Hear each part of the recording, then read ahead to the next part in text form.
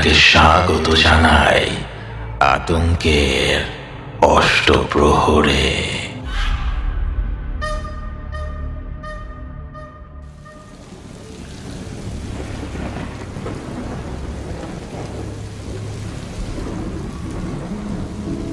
আজকে যে ঘটনাটি শুনবেন, এই ঘটনাটি লিখেছেন ইসরাত জাহান এশা আপু। আশা করছি তার লেখা এই ঘটনাটি আপনাদের ভালো লাগবে। চলুন মূল ঘটনায় প্রবেশ করি।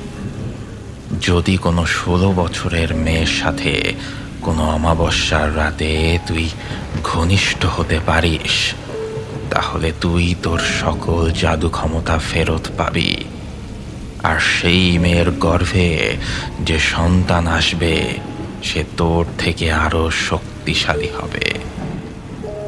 আসছে অমাবস্যায় আমরা ফিরে পাবো আমাদের পুরনো শক্তি। দাউ দাউ করে জ্বলছে প্রতিশোধের আগুন।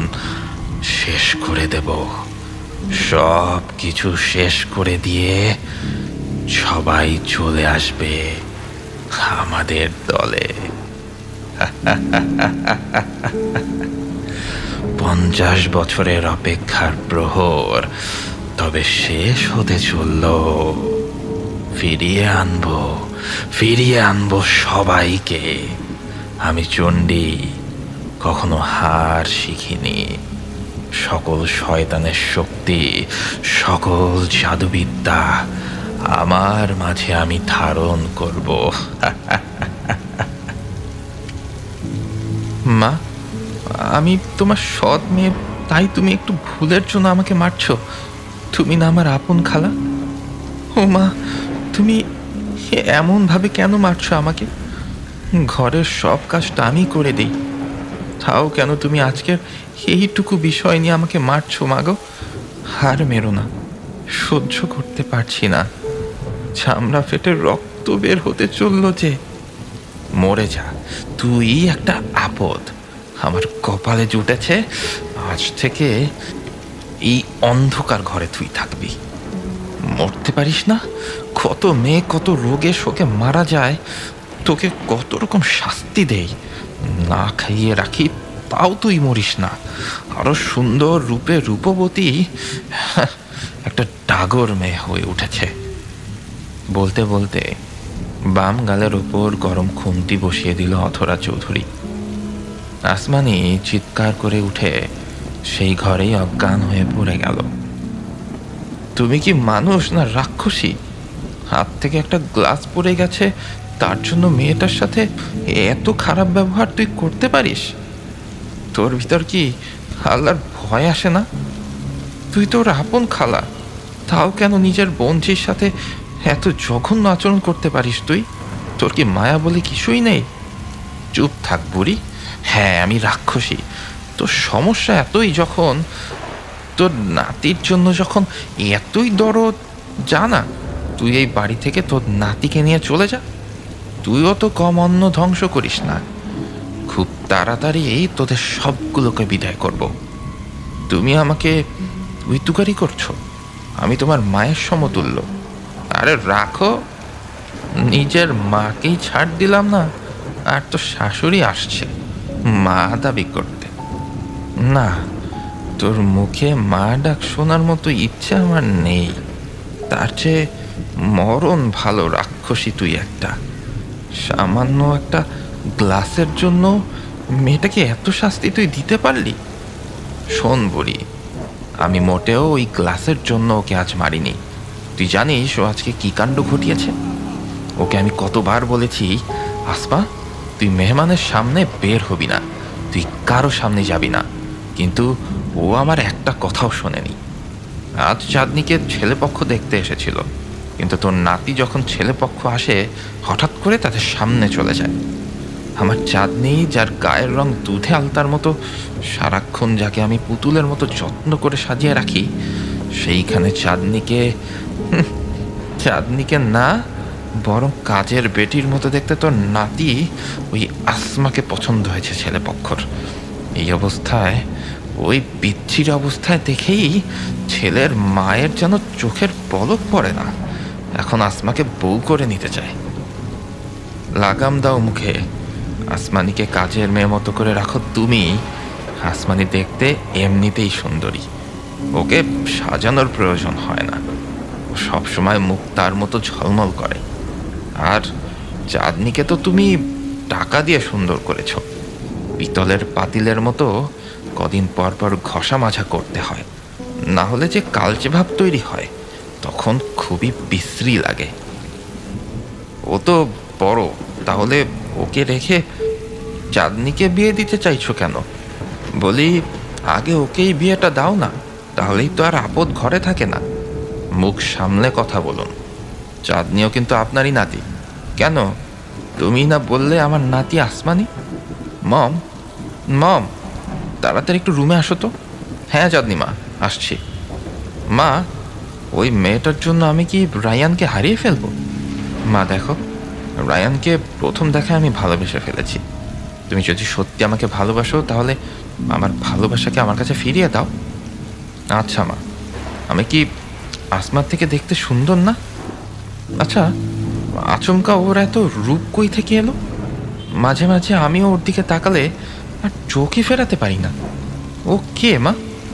ওর মাঝে না অদ্ভুত কিছু একটা আছে, না হলে এমনটা হয় কিভাবে? আমি 2 দিন পার্লারে না গেলে কেমন হয়ে যাই, কিন্তু ও এমন কেন? শোন, ওসব তোর মনের ভুল। ওকে তো আমার দেখলে শরীর জ্বলে ওঠে, মনে হয় ও আমার জন্মশত্রু। আর ওর আজ বামগাল পুড়িয়ে দিয়েছি, ওকে আর কখনো সুন্দর লাগবে না। আসমানি নিজেকে নতুন কোনো একটা জায়গায় আবিষ্কার করলো, যেখানে শুধুই রাত, দিনের আলো পর্যন্ত বোঝা যাচ্ছে না। চারিদিকে জঙ্গল আর শো শো বাতাস বইছে। হঠাৎ আসমানি পেছনে একটা শব্দ শুনতে পেল। তাকিয়ে দেখলো এক বেদঘুটে আকৃতির পিশাচিনী ওর দিকে তেড়ে আসছে। আসমানি ভয়ে দৌড়ানো শুরু করে। দৌড়াতে দৌড়াতে আসমানি বড় একটা আম গাছের নিচে এসে দাঁড়ালো। হঠাৎ কারো শব্দ শুনতে পায় আসমানি। মা, আমাকে তুই বাঁচা, নিয়ে যা আমাকে এখান থেকে। তুই তাড়াতাড়ি আয় আসমানি, আমাকে বাঁচা। কে তুমি? কই থেকে আমাকে ডাকছো? সামনে এসো। আমার সাথে এভাবে গায়েবীভাবে কথা বলছো কেন? মা, আসমানি তুই আমাকে বাঁচা। কে তুমি? সামনে এসো। আসমানের মাথায় কিছু একটা দিয়ে আঘাত করা হয়। আসমানি চিৎকার দিয়ে উঠে নিজেকে আবিষ্কার করলো অন্ধকার একটা ঘরে। আসমানি এবার প্রচণ্ড রকম ভয় পেয়ে যায়। আসলেই কি এটা বাস্তব কিছু ছিল নাকি স্বপ্ন? আসমানি রাতারাতি ঘামতে শুরু করে। ভয়ে আসমানির গলা শুকিয়ে আসছে। আসমানি আস্তে আস্তে উঠে দাঁড়ায়, দরজায় গিয়ে বারবার ধাক্কা দিচ্ছে আর বলছে, মা, আমার অনেক ভয় করছে, বের করো এখান থেকে। ও দাদি, আমাকে বার করো, আমার অনেক ভয় লাগছে, আমাকে এই ঘর থেকে বার করো। আসমানি চিৎকার দিতে দিতে কাঁদতে শুরু করে আর দরজা ধাক্কাতে থাকে, কিন্তু কারো কোনো সারা শব্দ সে পাচ্ছে না। আস্তে আস্তে আবারও আসমানি অচেতন হয়ে পড়ে। মিসেস অধরা, আপনি যেভাবে চাইছেন এটা সম্ভব না, কারণ আপনার শ্বশুর সকল সম্পত্তি ওই আসমার নামে করে দিয়ে গেছে। এখন চাইলেও আপনি এই জায়গা বিক্রি করতে পারবেন না। উকিল সাহেব, এটা কিভাবে সম্ভব? আমার শ্বশুর নিখোঁজ আরও 10 বছর আগে থেকে, সে কিভাবে আসমানিকে সব কিছু লিখে দিল? দেখুন, সে নিখোঁজ হওয়ার আরও 2 বছর আগেই তার সব সম্পত্তির মালিক করে গেছেন ওই আসমানিকে। তখন আসমানির 18 পূর্ণ হয়নি, তাই আপনাদের দায়িত্ব ছিল, কিন্তু এখন সম্পূর্ণ সম্পত্তির মালিক ও নিজেই। আপনারা চাইলেও এখন কিছুই করতে পারবেন না, আর ওকে মেরে ফেললে ওর সব কিছু ওই এতিমখানায় চলে যাবে। তাহলে এখন কি করতে পারি? দেখুন, ওর থেকে যেভাবেই হোক সই করিয়ে নিতে হবে। আচ্ছা ঠিক আছে, দেখছি। অধরা দৌড়ে স্টোর রুমে যায়। দরজা খুলে দেখে পুরো ঘর অন্ধকার, আর কোনো শব্দ পাওয়া যাচ্ছে না। মোবাইলের ফ্ল্যাশ অন করে খুঁজতে শুরু করলো সে আসমানিকে। আসমা, আসমা, অধরা ডাকতে শুরু করে, কিন্তু কোথাও আসমানিকে দেখা যাচ্ছে না। হঠাৎ পায়ের সাথে কিছু একটা ধাক্কা খেয়ে মাটিতে পড়ে যায় অধরা। হুড়মুড় খেয়ে অধরা আসমানির গায়ের ওপর পড়ে যায় এবং ভয়ে চিৎকার করে ওঠে। চাঁদনি অধরার চিৎকার শুনে দৌড়ে চলে আসে। মম, মম, কোথায় তুমি? কি হয়েছে তোমার? এই যে আমি স্টোর রুমে। একটা টর্চ নিয়ে এসো তো, আর তোমার করিম চাচাকে ডাকো, সে যেন তাড়াতাড়ি স্টোর রুমে আসে। চাঁদনি করিম সাহেবকে ডেকে স্টোর রুমে নিয়ে যায়। কি হয়েছে ম্যাডাম? জরুরি তলব। হ্যাঁ, আসমানিকে এখান থেকে নিয়ে ওর রুমে শুয়ে দিয়ে আসুন। আসমানি নামটা শুনে আঁতকে উঠল করিম সাহেব। তার মানে আসমানি এই বাড়িতেই থাকে, আর এত বছর আমি এখানে আছি কখনো দেখিনি। আমি তো ভেবেছি যে ওকে ওর মায়ের সাথেই সরিয়ে ফেলা হয়েছে। অধরা করিম সাহেবের দিকে ধমকের সুরে বলে উঠল, কি হলো চাচা, তুলুন ওর, ঘরে নিয়ে শুয়ে দিন ওকে। করিম সাহেব নীরবতা ভেঙে আসমানিকে কোলে তুলে রুমে দিয়ে আসে, আর ভাবতে শুরু করে আসমানি এখানেই আছে, এই খবরটা আজকেই ওস্তাদকে পৌঁছাতে হবে। কিন্তু কিভাবে এখান থেকে যাব তার উপায় বের করতে হবে, বেশি দেরি করা যাবে না। আরে মেয়েটাকে ওই পিশাচিনি না জানি কত যন্ত্রণা দিয়ে রেখেছে, কবে যে এই অন্ধকার ছায়া এখান থেকে কেটে যাবে কে জানে। চাঁদনি মা, যা তো ডাক্তারকে ডেকে নিয়ে আয়, ওকে মেরে ফেলা যাবে না, বাঁচিয়ে রাখতে হবে, না হলে আমাদের প্ল্যান সব শেষ। ওকে মম। আচ্ছা মা, তুমি না বললে আসমার গালে তুমি গরম খুন্তি চেপে ধরেছিলে? কই, কিছুই তো বোঝা যাচ্ছে না। আরে আমি সত্যি এটা করেছি, কিন্তু নিজের চোখে আমি যা দেখছি এটা সত্যি হতে পারে না। ওর গালে তো ফোসকা পড়ে গিয়েছিল, কই গেল সেটা? আচ্ছা, এটা পরে ভাবা যাবে, আগে ডাক্তার দেখে যাক। আসমানিকে ডাক্তার দেখানোর পর ডাক্তার কিছু ওষুধপত্র দিয়ে গেল। আসমার দাদু আসমার পাশে বসে রইল এবং সেই তার সেবা করতে থাকলো। রাতে সকল ঝামেলা মিটিয়ে অধরা ঘুমানোর প্রস্তুতি নিল। হঠাৎ অধরার কানে কানে কিছু অদ্ভুত আওয়াজ আসতে শুরু করলো। অধরা ভয়ে এক পা সামনে আগায়, দুই পা পেছনে ফিরে যায়। কে এমন অদ্ভুত শব্দ কে করছো? সাড়া দাও। তুই আমাকে চিনতে পারছিস না? আমি চণ্ডী, তোর মা। চণ্ডী? আমার মা? আয়, আয়নার সামনে আমাকে দেখে যা। অধরা আয়নার সামনে যেতেই প্রথম নিজেকে দেখলেও কিছুক্ষণ পর এক অর্ধ চেহারার মহিলাকে দেখতে পেল। কে আপনি? আমি তোর মা। আমার মা? হ্যাঁ, তোর মা। তুই আমার সন্তান, তোর শরীরে পিশাচিনীর রক্ত বইছে। না, এ হতে পারে না, এটা অসম্ভব, আমি মানি না। আমি পিশাচ সন্তান নই, আমি মানব সন্তান। না, তারা তোর বাবা মা না, আমি তোর মা। আর তোর বাবা হলো রিন্দা, সে বন্দি আছে বিরাট এক জঙ্গলে, বড় একটা বট গাছে। আমি তোর মা, তুই যাকে মা বলে জানিস, আমি তার সন্তান বদলে তোকে রেখে আসি, যাতে তুই সুস্থ থাকিস, না হলে যে কোনো সময় তোর উপর বিপদ আসতে পারত। তাহলে আমার জায়গায় যে ছিল সে কোথায়? ওকে আমি শয়তানের নামে উৎসর্গ করেছি, বিশ্বাস করি না আমি। বিশ্বাস না হয় সেটা কাল রাতেই বুঝতে পারবি। ভরা পূর্ণিমার রাতে যখন তোর শরীরে প্রচণ্ড ব্যথা, তুই অনুভব করবি শরীর জ্বলে পুড়ে আসবে, তখন। কি বলছেন এসব? ঠিকই বলছি। না না না, এরকম হতে পারে না। এটাই হবে, আমি কাল আবার আসব। বলেই চণ্ডী আয়না থেকে চলে যায়। অধরা বারবার খুঁজতে শুরু করে, কিন্তু কোথাও তাকে খুঁজে পায় না। সারা রাত অধরা আয়নার দিকেই তাকিয়ে থাকে আর নিজেকে বারবার দেখতে থাকে। আমাকে আমাকে যেভাবেই হোক এখান থেকে বের হতে হবে, কিন্তু এবারের লোক কখনোই আমাকে এমনিতে ছুটি দেবে না, তার চেয়ে পালানোর চেষ্টা করাই ভালো। যেই ভাবা সেই কাজ। করিম সাহেব কোনো কিছু না নিয়ে ওখান থেকে পালিয়ে বাড়িতে চলে যায়। অবনী, মা অবনী। হ্যাঁ বাবা, তুমি এসেছো? হ্যাঁ মা, এসেছি, তবে আজ এখনই আমাকে বের হতে হবে। কোথায় যাচ্ছি কিছুই বলবো না, তবে মা আমাকে আটকানোর চেষ্টা করবি না। আজ যদি না যাই তাহলে সামনে দুষ্টের দমন আমরা কিছুতেই করতে পারবো না। তুই তোর মাকে নিয়ে তোর নানু বাড়িতে চলে যা।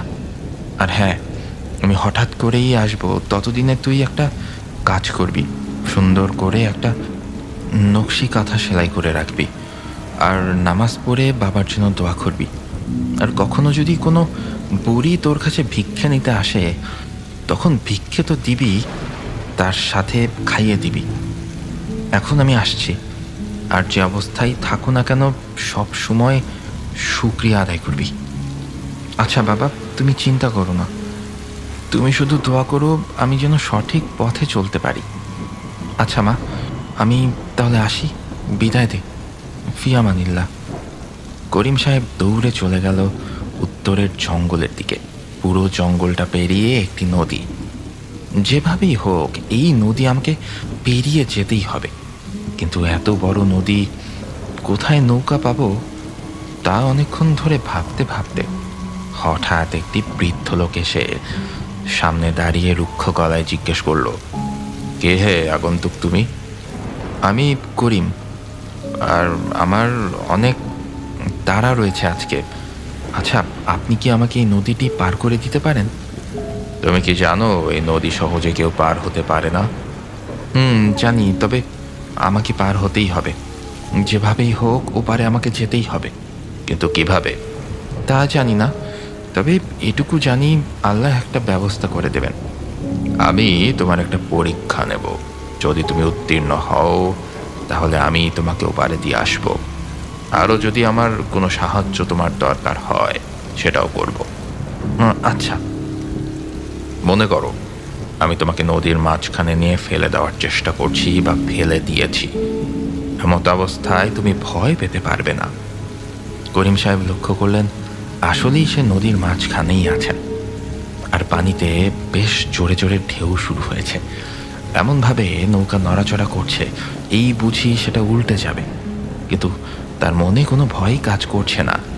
তবে তার উদ্দেশ্য সে পৌঁছাবে। সাথে সাথে সে নৌকায় 2 রাকাত নফল নামাজের নিয়ত করে দাঁড়িয়ে গেল। নামাজের সালাম ফিরানোর সাথে সাথে নৌকাটা উল্টে গেল। সাথে সাথে সেই নৌকায় 2 রাকাত নফল সালাত আদায় করেছে। করিম সাহেব পুনরায় তাকে নদীর পাড়ে সেই দাঁড়ানো অবস্থায় দেখতে পেল। যদিও কিছুক্ষণ আগে নামাজ শেষ করার পরেই সে দেখেছিল নৌকাটা উল্টে গিয়েছিল। সে সেই দাঁড়ানো অবস্থাতেই বারবার চোখ কচলাতে শুরু করলো। আমি এখানে আছি, তাহলে নদীর পাড়ে কেমন করে এলাম? আচ্ছা, আপনি কে বলুন তো? নৌকাতে উঠুন, তারপর না হয় পরিচিত হই। না না, আগে বলুন। ভয় পাচ্ছেন কেন? ভয় পাওয়ার কিছুই নেই। আপনি তো আপনার রব ব্যতীত কারো ভয় পান না। আমাকে বিশ্বাস করতে অসুবিধা কোথায়? আপনি যার গোলামি করেন আমিও তারই গোলামি করি। আপনার রব তিনি, যিনি আমারও রব। তবে সমস্যা একটা জায়গাতে, আপনি মানুষ, আমি জিন। এবার চলুন। ও, তাহলে আপনি জিন হঠাৎ আমার সামনে? আসলে আপনার অপেক্ষাতেই এতদিন ছিলাম।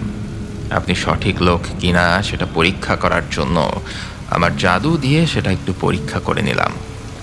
আপনি যার কাছে যেতে চাচ্ছেন তার কাছে আমি আপনাকে নিয়ে যাব, কিন্তু আমি তার কাছে যেতে পারবো না। আপনাকে তার থেকে অনুমতি নিতে হবে, তাহলেই আমি সাথে সাথে আপনার পাশে বসব। কেন যেতে পারবেন না? কারণ আমি অভিশপ্ত।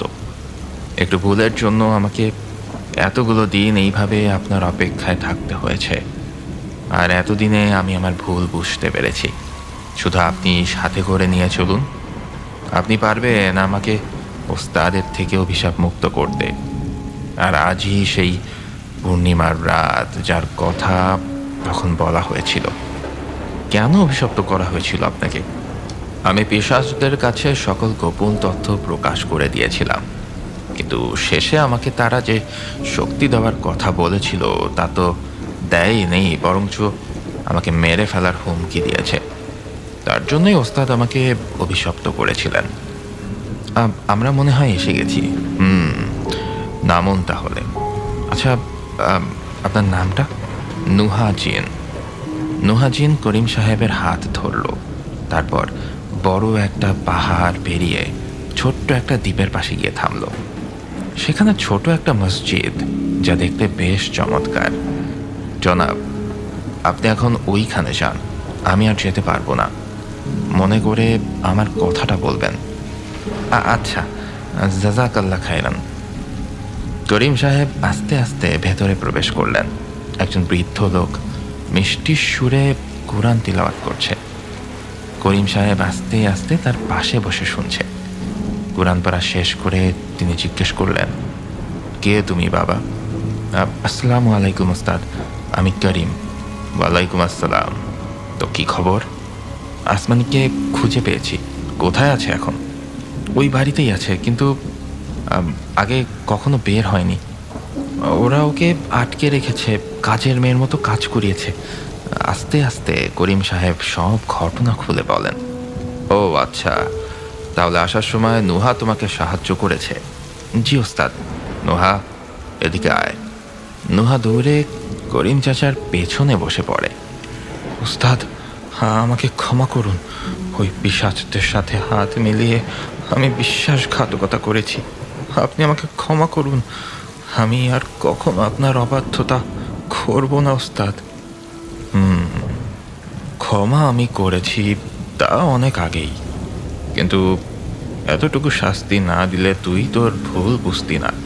এখন শোন, হুকুম করুন ওস্তাদ। আজ পূর্ণিমার রাত। আজ রাতেই আসমানের 22 বছর পূর্ণ হবে। ওর ভেতরে নতুন কোনো শক্তি জাগ্রত হবে, আর পিশাচদের শেষ করার আর এই মায়াজাল থেকে বাঁচতে হলে ওকে দরকার। ওর বাবা মা দাদা সবাই নিখোঁজ, তাদের উদ্ধারও করতে হবে। ও কোনো সাধারণ মেয়ে না, তাই ও যেখানেই আছে করিমকে নিয়ে ওকে নিয়ে আসবে আর আমার চিঠিটা দিবে। জি ওস্তাদ। যাও করিম, যাও, তাড়াতাড়ি যাও, আল্লাহ ভরসা। নুহা করিমকে নিয়ে বাতাসের সাথে রওনা করে আসমানির সাথে দেখা করার জন্য চলে গেল। এদিকে আসমানির অবস্থা তেমন একটা ভালো না, গায়ে প্রচণ্ড জ্বর। আসমানির দাদি কি থেকে কি করবেন কিছুই বুঝে উঠতে পারছেন না। হে আল্লাহ, তুমি আমার নাতিনকে সুস্থ করে দাও। আল্লাহ, তুমি রহম করো, ওকে ক্ষমা করো। আসমানির দাদি আলমারির কাছে গিয়ে একটা পুরনো বই বের করলেন। বইটি হাতে নেওয়ার সাথে সাথে বইটি নিচ থেকে উল্টে যাচ্ছে। সাথে সাথে আসমানির দাদির হাত থেকে বইটি পড়ে যায়।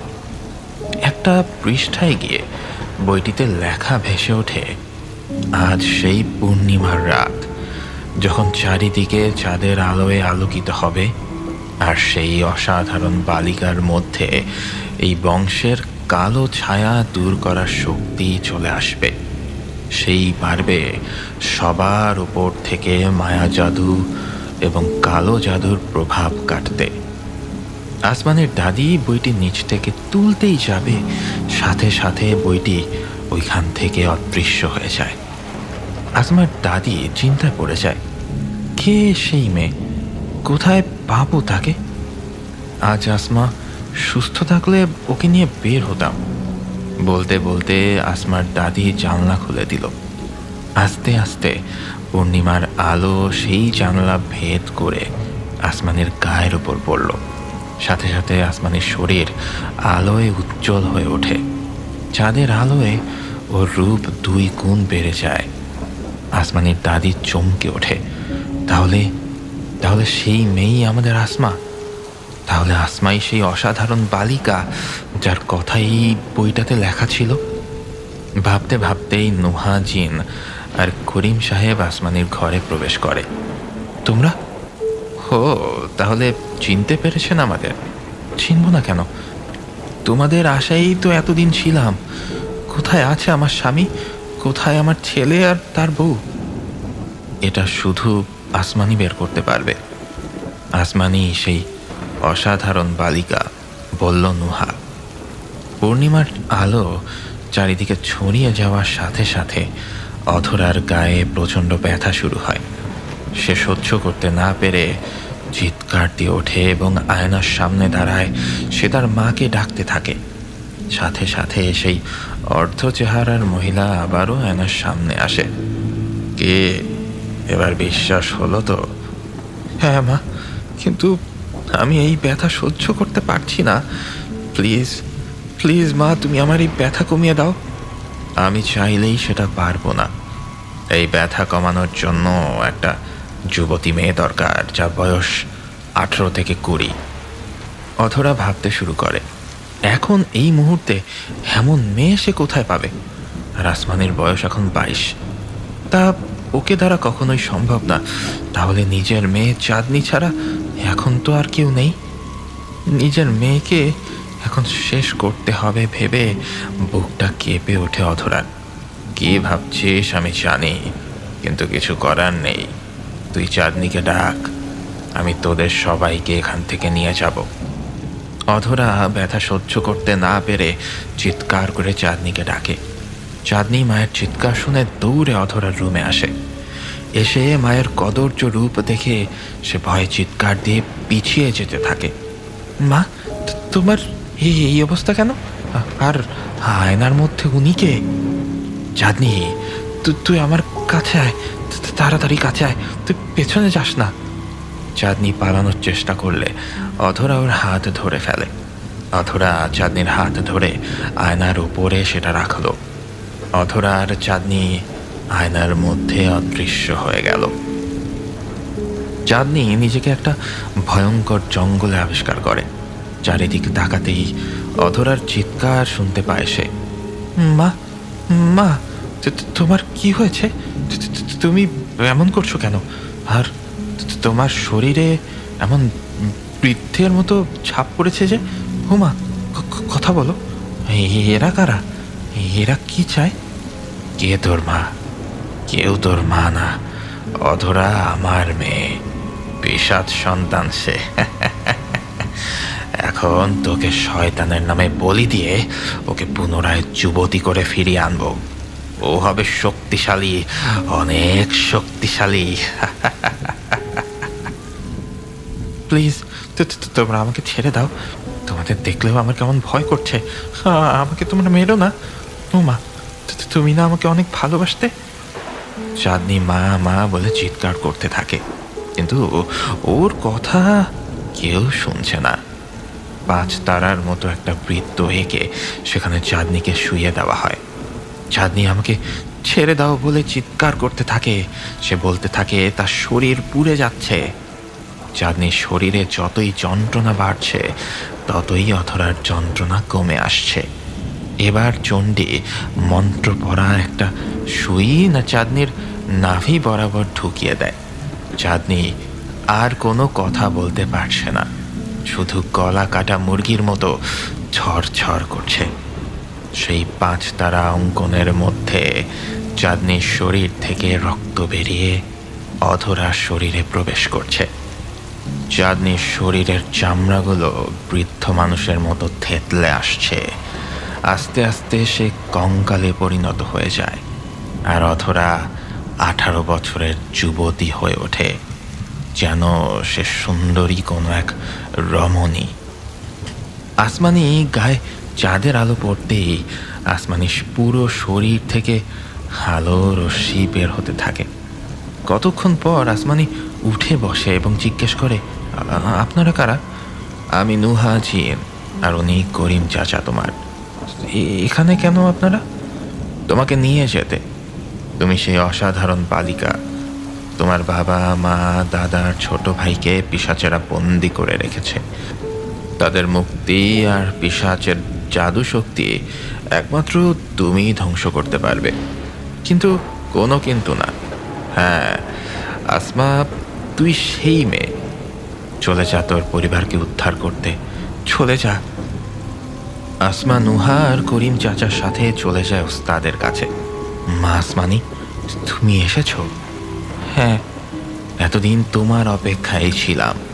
শোনো, তোমার তো অনেক কাজ পড়ে আছে মা। তোমাকে আজই যেতে হবে তোমার ভাইয়ের খোঁজে। কিন্তু ওস্তাদজি, আমার ভাই কোথায়? তোমার ভাই মায়া জাদুর একটা গ্রামে আছে। সেখানে একটা জঙ্গলে বট গাছের মধ্যে কালো জাদুর মাধ্যমে তাকে আটকে রাখা হয়েছে। কিন্তু আমি সেখানে কিভাবে যাব? নুহা তোমাকে নিয়ে যাবে। আর তুমি এই কালো কাপড়টা রাখো। এতে কোনো মানব পুত্র বা জিন তোমার উপর কুনজর দিতে পারবে না। তবে পানিতে তোমার সৌন্দর্য প্রকাশ পাবে, সাবধান। আর তোমার ভাইয়ের কাছে একটা বই আছে, ওইখানে তোমার ধর্মীয় বিধিনিষেধ আছে। সেটা তুমি অধ্যয়ন করলে তুমি সকল বিষয় জানতে পারবে। আর তোমার ভাইকে নিয়েই তুমি তোমার বাবা মাকে খুঁজতে যাবে। তাহলে আমরা রওনা দিই। উস্তাদ আমাদের জন্য দোয়া করবেন। মা, হ্যাঁ, আমার চেহারা তো পরিবর্তন হয়ে গেল। এত সুন্দর আমি ভাবতেই পারছি না। মা, আমি একটা জাদুর আয়না চাই, যে আমাকে বলে দেবে আমার থেকে আর কেউ সুন্দরী আছে কিনা। সকল জায়গার খবর আমি দেখতে পারবো। অধরা বলল, এই নাও, এইটা জাদু আয়না। এই আয়নায় তুমি সব থেকে সুন্দরীকে দেখতে পাবে, যে কোনো জায়গার খবর পাবে। এই আয়না, বলতো আমি কে? তুমি আমাকে আয়না ডাকছো কেন? আমি তো উষা। চুপ, বাজে কথা বন্ধ। জি পিশাচরানী। বল, আমার মতো কেউ সুন্দরী আছে? এখনো অমন কাউকে তো দেখতে পেলাম না। হাসতে হাসতে উষা আয়না থেকে অদৃশ্য হয়ে গেল। চণ্ডী ওর সঙ্গীদের আদেশ করে, এই তোরা চাঁদনির কঙ্কালটা এদিকে নিয়ে আয়। মা, এই কঙ্কালটা দিয়ে কি হবে? এই মেয়ে থেকে তুমি যেমন তোমার জীবন নতুনভাবে ফিরে পেয়েছো, ওর কঙ্কালেই রয়েছে তোমার প্রাণ ভোমরা। এই কঙ্কাল যত্ন করে লুকিয়ে রাখতে হবে। যদি তোমার শত্রু জানতে পারে তাহলে কিন্তু তুমি শেষ। অধরা ভয় পেয়ে যায়। কি বলছো মা? তাহলে এটাকে তো খুব দ্রুত কোথাও লুকিয়ে ফেলা দরকার। চণ্ডী জাদুর মাধ্যমে কঙ্কালগুলো ছোট করে অধরার বাম চোখে ঢুকিয়ে দেয়।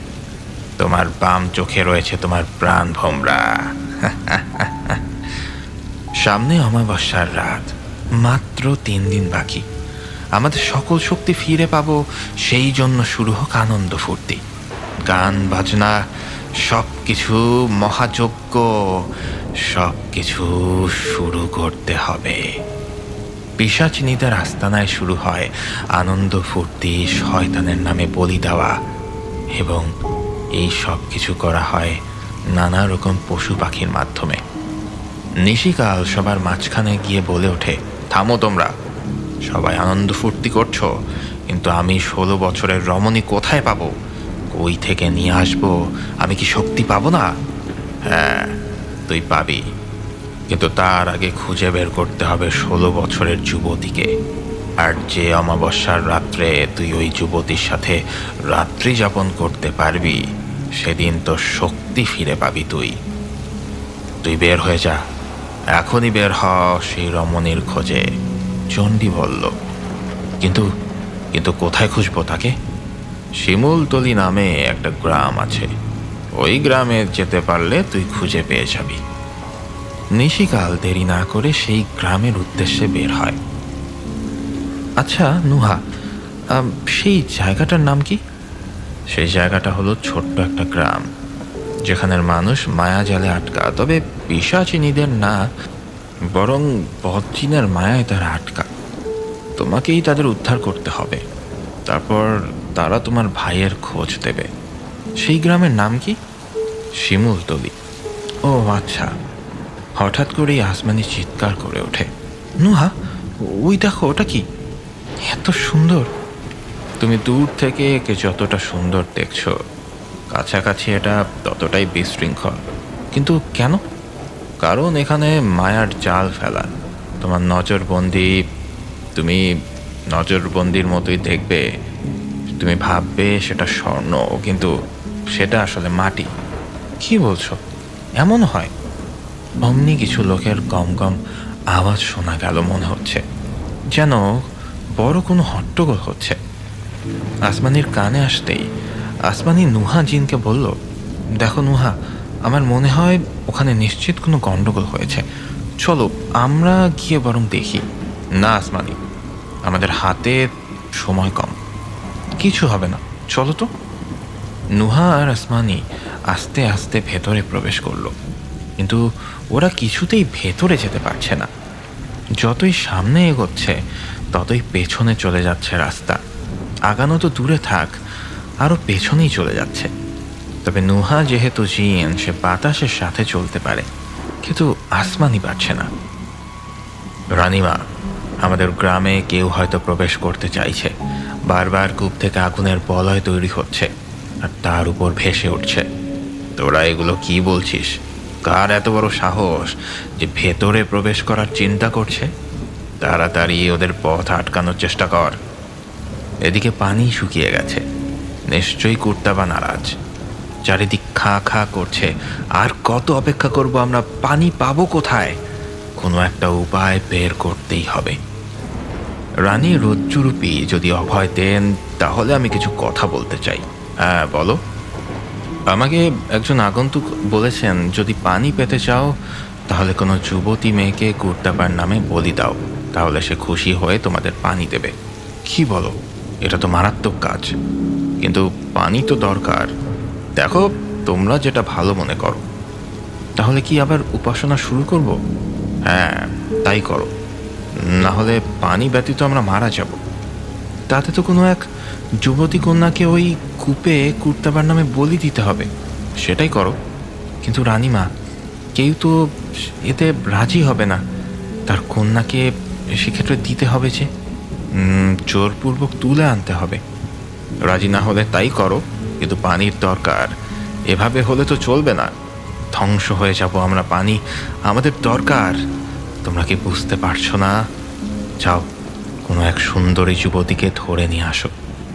রজ্জু রানীর সৈন্যরা গ্রামে প্রথমে সবার সাথে আলোচনা করে, কিন্তু কেউ তার মেয়েকে বলি দিতে রাজি নয়।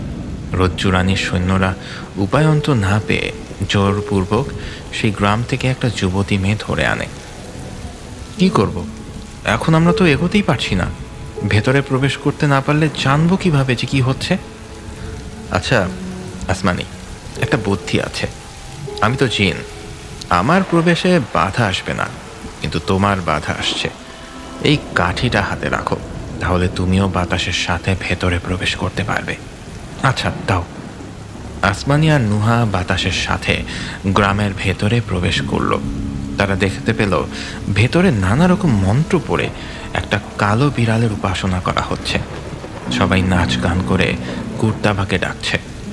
সামনেই বসে আছে রানী রজ্জুরূপী আর তার স্বামী রুতবা। এবার সে যুবতীকে কুর্তাবা নামক কালো বিড়ালের মূর্তির সামনে আনা হলো। আস্তে আস্তে তাকে অর্ধনগ্ন করে হাত পায়ে বেড়ি বেঁধে নিচে শুইয়ে রাখা হলো।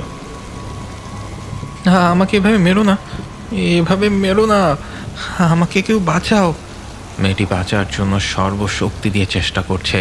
সে চেষ্টা করছে উঠে আসার, কিন্তু তার শক্তি লোহার বেড়ির কাছে কিছুই না। বাঁচাও বাঁচাও বলে মেয়েটি আর্তনাদ করছে, কিন্তু কেউ কোনো কিছু আমলেই নিচ্ছে না। নাচ গান মন্ত্র পড়ে সবাই মেয়েটিকে বলি দেবে, সেই আনন্দে ব্যস্ত। এবার যুবতীকে বলি দেবার পালা। যখনই সেই যুবতীর গায়ে ছুরি দিতে যাবে তখনই আসমানি বলে উঠল, এই কি করছো তোমরা? এমন জীবন্ত একজন মানুষকে এভাবে কেন হত্যা করছো? আর মেয়েটিকে এভাবে কেনই বা বেঁধে রেখেছ? রুতবা রাগান্বিত কণ্ঠে বলে ওঠে, কে তুমি? এত বড় সাহস তোমার? তুমি আমার গ্রামে প্রবেশ করো? আর কিভাবেই বা প্রবেশ করলে তুমি? আমি আসমানি, আমি আপনাদের চিৎকার শুনে এখানে চলে এসেছি। এই মেয়েটাকে এত নির্মমভাবে মারছেন কেন আপনারা? সেই জবাবদিহি কি তোমাকে করব? এই বন্দি করো একে। সাথে সাথে নুহা আসমানির সামনে আগুন ছড়িয়ে দেয়। রুতবার সৈন্যরা সব থমকে দাঁড়ায়, কেউ আসমানির কাছে আসতে পারে না। রুতবা এবার আসমানিকে বলে ওঠে, কেন তুমি আমাদের কাজে বাধা দিতে আসছো? বিনা কারণে আপনি একটি মেয়েকে এভাবে একটা কালো বিড়ালের সামনে বলি দিচ্ছেন? মুখ সামলে কথা বলো মেয়ে, না হলে তোমাকেও বলি দেব। এটা আমাদের প্রভু কুর্তাবার মূর্তি, আমরা তারই উপাসনা করছি। একটা মূর্তির উপাসনা? আর এই মূর্তি যার কোনো প্রাণ নেই, তাও আবার দেখতে একটা বিড়ালের মতো। কি এর ক্ষমতা যে এরকম কালো একটা বিড়ালের উপাসনা করছেন আপনারা? আমরা পানির জন্য উপাসনা করছি। আমাদের কূপে এই 2 মাসের মধ্যে কোনোই পানি আসেনি। আর কুর্তাবা যখন আমাদের উপর রেখে যায়, তখন পানি বন্ধ হয়ে যায়। আর আমরা এই যুবতীকে তার নামে বলি দিয়ে তাকে সন্তুষ্ট করব, যাতে খুব তাড়াতাড়ি পানিতে কূপ ভরে ওঠে। এসব কি বলছেন? সেগুলো কোনো কথা? কিছু কিছু মৌসুমে অনেক জায়গার পানির স্তরই কমে যায়, হয়তো তেমন কিছুই হয়েছে। আর শুনুন, এসব কিছুই না। কিছু শুধু একজনের হুকুমেই এসব কিছু হয়, আর সে হলো আল্লাহ সুবহানাহু ওয়া তাআলা। এই শোনো, তোমার এসব কথা আমরা শুনতে একদমই ইচ্ছুক নই। তুমি কোন সাহসে এই গ্রামে প্রবেশ করেছো, তার জন্য তোমাকে শাস্তি দেওয়া হবে। না জানি কুর্তাবা আরও রেগে যায়, আর না জানি আমাদের উপর আবার নতুন কোনো অভিশাপ আসে। হেই, তোমরা তোমাদের কাজ শুরু করো। আমি থাকতে এরকম জঘন্যতর কাজ আমি করতে দেব না। পারলে আটকে দেখা। না, তোমরা এমন কাজ করতে পারবে না, এটা অতি জঘন্য কাজ। তোমাদেরকে একটা ঘটনা বলি, শোনো। তোমরা কি উমর বিন খাত্তাব রাদিয়াল্লাহু তাআলা আনহুকে চেনো? তার নাম কি কখনো শুনেছ? কে সে? সে ছিল অর্ধ পৃথিবীর খলিফা। তো কি হয়েছে শোনো তাহলে। 20 হিজরি সনে দ্বিতীয় খলিফা হজরত উমর রাদিয়াল্লাহু তাআলা আনহু তার শাসন আমলে বিখ্যাত সাহাবী আমর ইবনুল আস রাদিয়াল্লাহু তাআলা আনহুয়ের নেতৃত্বে সর্বপ্রথম মিশর বিজিত হয়। মিশরে তখন প্রবল খরা, নীলনদ পানি শূন্য হয়ে পড়েছে। সেনাপতি আমরের নিকট সেখানকার অধিবাসীরা অভিযোগ তুললেন, হে আমির, নীলনদ তো একটা নির্দিষ্ট নিয়ম পালন ছাড়া প্রবাহিত হয় না। তিনি জিজ্ঞেস করলেন, সেটা কি? তারা বলল, এ মাসের 18 দিন অতিবাহিত হওয়ার পর আমরা কোনো এক সুন্দরী যুবতীকে নির্বাচন করব। অতঃপর তার পিতামাতাকে রাজি করিয়ে তাকে সুন্দরতম অলঙ্কারাদি ও উত্তম পোশাক পরিধান করানোর পর নীলনদে নিক্ষেপ করব। আমর ইবনুল আস তাদেরকে বললেন, ইসলামে এ কাজের কোনো অনুমোদন নেই, কেননা ইসলাম প্রাচীন সব জাহেলের রীতিনীতিকে ধ্বংস করে দেয়। অতঃপর তারা পরপর 3 মাস পানির অপেক্ষায় কাটিয়ে দিল, কিন্তু নীলনদের পানিতে হ্রাস বৃদ্ধি কিছুই পরিলক্ষিত হলো না। অতঃপর সেখানকার অধিবাসীরা দেশত্যাগের কথা চিন্তা করতে লাগলো। এই দুর্যোগময় অবস্থা দেখে সেনাপতি আমর ইবনুল আস খলিফাকে একটা পত্র লিখলেন। উত্তরে উমর লিখলেন, হে আমর, তুমি যা করেছ ঠিকই করেছ। আমি এ পত্রের মাঝে একটি পৃষ্ঠা প্রেরণ করলাম, যা তুমি নীল নদে নিক্ষেপ করবে। ওমরের পত্র যখন আমেরের নিকট পৌঁছালো, তখন তিনি পত্রটি খুলে তাতে এ বাক্যগুলি লিখিত দেখলেন, আল্লাহর বান্দা আমিরুল মুমিনিন উমর এর পক্ষ থেকে মিশরের নীল নদের প্রতি, যদি তুমি নিজে নিজেই প্রবাহিত হয়ে থাকো তবে প্রবাহিত হয়েও না। আর যদি একক সত্তা মহাপরাক্রমশালী আল্লাহ তোমাকে প্রবাহিত করান, তবে আমরা আল্লাহর নিকটে প্রার্থনা করছি যেন তিনি তোমাকে প্রবাহিত করেন। অতঃপর আমর পত্রটি নীল নদে নিক্ষেপ করলেন। পরদিন শনিবার সকালে মিশরবাসী দেখল আল্লাহ তাআলা এক রাত্রেই নীল নদের পানিকে 16 গজ উচ্চতায় প্রবাহিত করে দিয়েছেন। তারপর থেকে আজও পর্যন্ত নীলনদ প্রবাহিতই রয়েছে, কখনো শুকিয়ে যায়নি। এই ঘটনাটির সূত্র আল বিদায়া ওয়ান নিহায়া। দেখো, হয়তো তোমাদের এখানে শুষ্ক মৌসুম চলছে, তাই পানি নিচে নেমে গেছে। আর তোমরা যার উপাসনা করো তার কোনো শক্তিই নেই এই পানি ওঠানামা করানোর। তো তুমি কি দিতে পারবে এই পানি? যদি আল্লাহ সহায় হন তবে অবশ্যই পারবো। রাগী কণ্ঠে রজ্জুরূপী বলে উঠল, তুমি কেন এই মেয়ের কথা শুনছো রুতবা? দাঁড়াও, আসলে এই কাজটি ঠিক না। এতটা জঘন্যভাবে একজন মেয়েকে হত্যা করা উচিত না। শোনো, আসমানি, তুমি যদি পানি এনে দিতে পারো তাহলে তুমি যা বলবে আমরা তাই করব। আর যদি না পারো তাহলে তোমার দেহ থেকে মাথা আলাদা করে ওই কূপের মধ্যে ফেলে দেব। আচ্ছা, তাই হবে। আমি আপনাদের এই গ্রামটা ঘুরে দেখতে চাই, আর ওই মেয়েটাকে আমি সাথে নিতে চাই। সব আয়োজন শেষে সেই যুবতীর বেড়ি খুলে মুক্ত করে দেওয়া হয়। তখন যুবতী আসমানিকে জড়িয়ে ধরে বলে, তুমি আমাদের বাঁচাও। এই গ্রাম মায়াজালে আবদ্ধ হয়ে আছে, যার জন্য এখানে কোনো কিছুই স্বাভাবিক না। দিন রাত, গরম শীত কিছুই মনে হয় না। আচ্ছা, তোমার নাম কি? জুথি। আচ্ছা জুথি, এমন অবস্থা কবে থেকে হয়েছে? সে অনেক বছর আগের ঘটনা। একটা খারাপ লোককে গ্রাম থেকে বের করে দেওয়া হয়েছিল, সে ওই চুরির অপরাধে।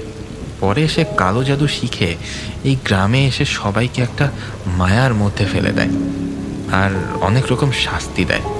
পরে বলে যায় এই কালো বিড়াল কুর্তাবা তার উপাসনা করতে। তখন থেকেই তারা এমন। আচ্ছা, তুমি এত কথা কিভাবে জানো? আসলে তুমি আমাকে যেভাবে যুবতী দেখছো, আমি মোটেও তা নই। আমার বয়স প্রায় 250 বছরের মতো। ওই সময় আমি বৃদ্ধ ছিলাম, কিন্তু এই মায়ায় পড়ার পর থেকে পরম সুন্দরী আর রূপবতী হই এবং এই একইভাবেই আছি। কিন্তু আজ যে এটা আমার জন্য কাল হয়ে দাঁড়াবে, আমি সেটা বুঝতে পারিনি। সব বুঝলাম। আমরা যা দেখছি তাহলে তা সব কিছুই সত্যি না, আবার যা ভাবছি না তাই সত্যি। নুহা বলল, আমার মাথা ঘোরাচ্ছে আসমানি। তুমি তাড়াতাড়ি ওস্তাদের সাথে একটু কথা বলো তো, আর কি করতে হবে একটু জিজ্ঞেস করো। কিছুক্ষণ পর নুহা বলে উঠল, তোমাকে এক টুকরো মাটি নিয়ে সূরা ইখলাস, ফালাক আর নাস পাঠ করে আমার হাতে দিতে বলেছে ওস্তাদজি। সব মায়া তিনি কেটে দেবেন। আসমানি খেয়াল করল নিচে কোনো মাটি দেখা যাচ্ছে না, সবই বালু। আসমানি বুঝতে পারে না এটা বালু না, না এটাই বোধহয় মাটি। তাড়াতাড়ি এক মুষ্টি বালু নিয়ে সূরা পড়ে নুহার হাতে দিল সে। এদিকে সেই তান্ত্রিকের আস্তানায় দাউ দাউ করে আগুন জ্বলছে। তান্ত্রিক কোনোভাবেই বুঝতে পারছে না আসলে কি হচ্ছে। সে নিজেকে বাঁচাতে তার আগের আস্তানা ত্যাগ করে অন্য আস্তানায় চলে গেল।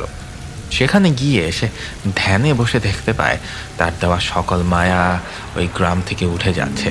সাথে এটাও বুঝতে পারছে তার সময় ফুরিয়ে আসতে চলেছে। এবার সে উপায় খুঁজছে কিভাবে বাঁচবে। কিছুক্ষণ পর মুষলধারে বৃষ্টি শুরু হলো। আস্তে আস্তে চারিদিকের বাতাস শেষে লন্ড ভন্ড করে দিচ্ছে চারিটা দিক। 3 দিন টানা বৃষ্টি শেষে পুরো গ্রাম সবুজে ছেয়ে গেছে, যেন নতুন একটা গ্রামের জন্ম হয়েছে। নতুন নতুন মানুষজনের আনাগোনা শুরু হয়েছে। বোধহয় এতদিন এই গ্রামের লোকগুলো ঘুমিয়ে স্বপ্ন দেখছিল।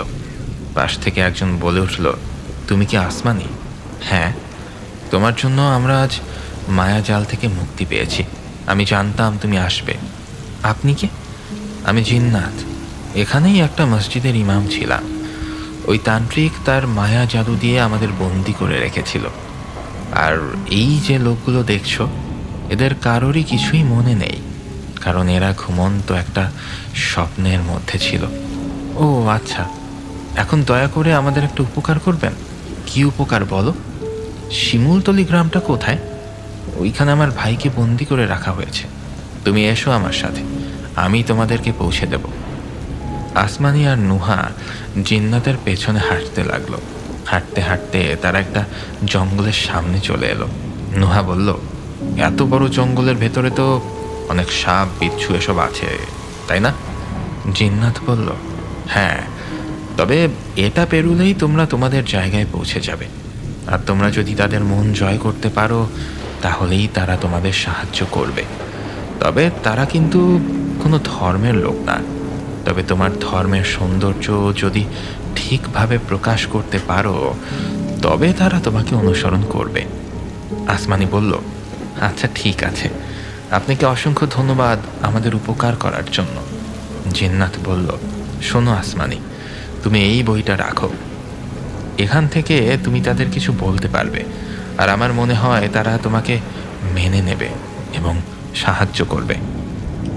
আসমানি আর নুহা দুজনেই জঙ্গলের দিকে এগোতে থাকে। যখন জঙ্গলের ভেতরে তারা চলে এলো, তখন খুব জোরে কারো কান্নার আওয়াজ তারা শুনতে পেল।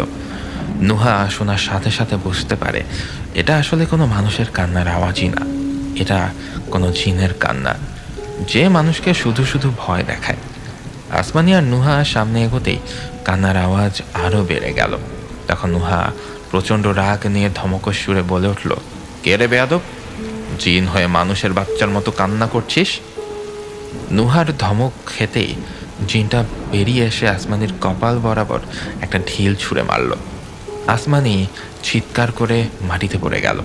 নুহার আগে ওই জিনকে ঠাস করে একটা থাপ্পড় লাগিয়ে বলে উঠল, এত বড় সাহস তুই কোথায় পেয়েছিস যে তুই ওকে ঢিল ছুঁড়ে মারলি? তুই কে? আবার তুই তুকারিও করছিস? ভালো করে দেখ আমি কে।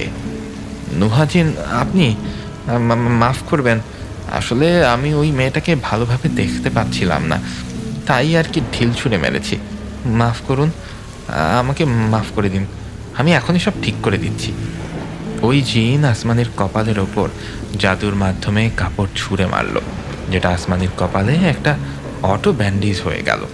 তবে আসমানি বেহুশের মতোই মাটিতে পড়ে আছে। নুহা বলল, এখন বল তোর নাম কি?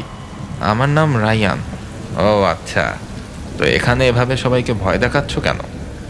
আসলে আমার এই মুহূর্তে কোনো কাজ কাম নাই, তো তাই ওই একটু ভয় টয় দেখাচ্ছি আর কি। আচ্ছা, আপনারা কোথায় যাচ্ছেন? নুহা সব কিছু রায়ানকে খুলে বলল। রায়ান সবটা শুনে বলল, আমিও যাব আপনাদের সাথে। তোমাকে বিশ্বাস নেই বাপু? আমি জিন, সুতরাং জিন জাতিকে ভালোভাবেই চিনি। যে কোনো সময় তুমি আমাদের ক্ষতি করে দেবে, কারণ আমরা মানুষের থেকে নিজেদেরকে শ্রেষ্ঠ মনে করি। অহংকার আসলে তাদের কষ্ট দেয়।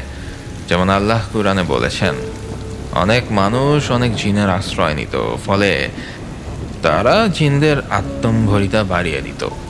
আল জিন আয়াত 6। রায়ান বলল, না দেখো, বিশ্বাস করো, আমি তোমাদের কোনো কষ্ট দেব না। আমি আল্লাহর শাস্তি সম্পর্কে জানি। আমি একদম ভালো হয়ে যাব আর তোমাদেরকে সাহায্য করব। নিয়ে যাও না আমাকে তোমাদের সাথে। আচ্ছা যাও, তোমাকে নেব। এখন তাহলে তুমি কোনো মানুষের রূপ ধরে সামনে চলে এসো। আসমানি তোমার এরকম কদাকার ভয়ঙ্কর রূপ দেখলে ভয় পেয়ে যাবে। রায়ান মানুষের রূপে নুহার সামনে এলো। নুহা আসমানির মুখে হালকা পানি ছিটা দিতেই তার হুঁশ ফেরত এলো। আসমানি রায়ানকে দেখে বলে উঠল, উনি কে? আমি রায়ান, আপনাদের সাথী বলতে পারেন। ও আচ্ছা। আসমানি, নুহা, রায়ান সবাই মিলে শিমুলতলি গ্রামের উদ্দেশ্যে হাঁটা শুরু করলো। গ্রামে পৌঁছেই আসমানি অবাক হয়ে তাকিয়ে দেখল যে এত সুন্দর দৃশ্য যেন সে আগে কখনোই দেখেনি। একজন লোক আসমানিকে উদ্দেশ্য করে বলে উঠল, কে তুমি মা? চাচা, আমি আসমানি। আর ওনারা? আমি নুহা আর ও রায়ান। আপনি কে? আমি এই গ্রামের প্রধান রানুর বাদশা। ও আচ্ছা চাচা, আমরা বিশেষ একটা প্রয়োজনে এই গ্রামে এসেছি। যদি আমাদের কিছুদিন থাকতে দিতেন। কোনো সমস্যা নেই মা, তবে একটা কথা, আমার গ্রাম সুশৃঙ্খল। তোমরা কোনো হট্টগোল করলে কিন্তু দেহ থেকে মাথা আলাদা হয়ে যাবে। রায়ানের এই কথাটা একদমই ভালো লাগতো না। এই কথা শুনে তার চোখ দুটো যেন আগুনের ফুলকির মতো জ্বলে উঠল। কি এত সাহস, আমাদের দেহ থেকে মাথা আলাদা করবে? আসমানি বলল, না চাচা, আমরা এমন কিছুই করব না যাতে আপনাদের ক্ষতি হয়। তাহলে যাও, ওইখানে যে বাড়িটি দেখছো তোমরা, সেখানে আশ্রয় নিতে পারো। ধন্যবাদ চাচা, আসসালামু আলাইকুম। দাঁড়াও, এটা তুমি কি বললে? সালাম দিলাম চাচা, যার অর্থ হলো আপনার উপর শান্তি বর্ষিত হোক। তুমি কি কোনো ধর্ম পালন করো? জি চাচা, আমি একজন মুসলিম নারী।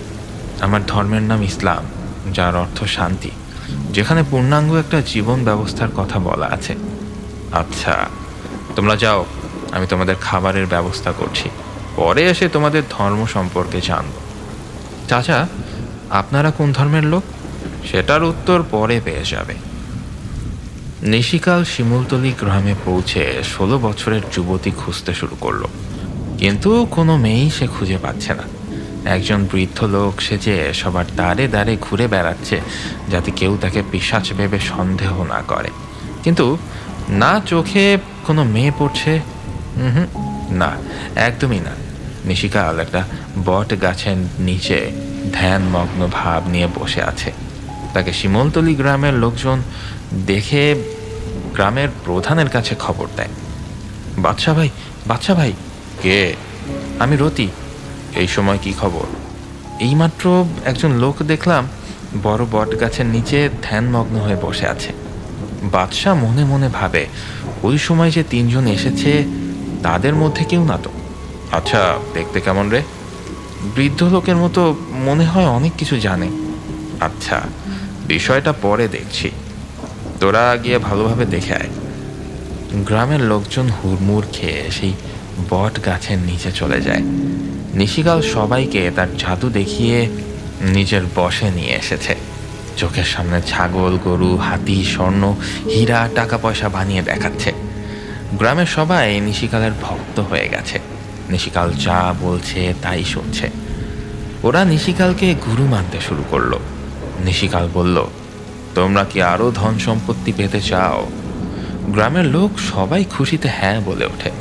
তাহলে তোমাদেরকে আমি যা বলবো তাই করতে হবে, তাহলে তোমরা সব পেয়ে যাবে। গ্রামের লোকগুলো সবাই বলে ওঠে, গুরু, আপনি এতদিন কোথায় ছিলেন? আপনি যা বলবেন আমরা তাই করব। তাহলে শোনো, গ্রামের মধ্যে সব থেকে সুন্দরী একটা 16 বছরের যুবতীকে আমার কাছে উৎসর্গ করতে হবে।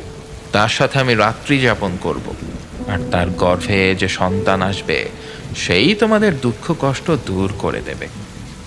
এদিকে সবাই তাদের ঘরের মেয়েকে নিশিকালের কাছে তুলে দিতে ইচ্ছুক। তারা মনে করে, যদি নিশিকালের সন্তানের মা তাদের মেয়ে হয় তাহলে তো কোনো কথাই নেই। সবাই তাদের মেয়েকে সিরিয়ালে নিশিকালের সামনে নিয়ে আসে। কিন্তু সমস্যা হলো, কারো 16 বছর 1 মাস, কারো বা 16 বছর 5, 6, 7 এরকম, অথবা এর থেকেও ছোট। নিশিকাল মনে মনে চিন্তা করে, এটা তো হওয়ার কথা না। এই গ্রামে একদম 16 বছরের মেয়ে অবশ্যই আছে, না হলে গুরুজি তো এখানে আসতে বলতো না। তবে সেই মেয়ে কোথায়? এদিকে ঘটনা সব গ্রাম প্রধানের কানে গেলে উনি বিষণ্ণ মনে বলে ওঠে, 3 জনকে থাকতে দিয়েছি বলে এরা এইসব করে বেড়াবে।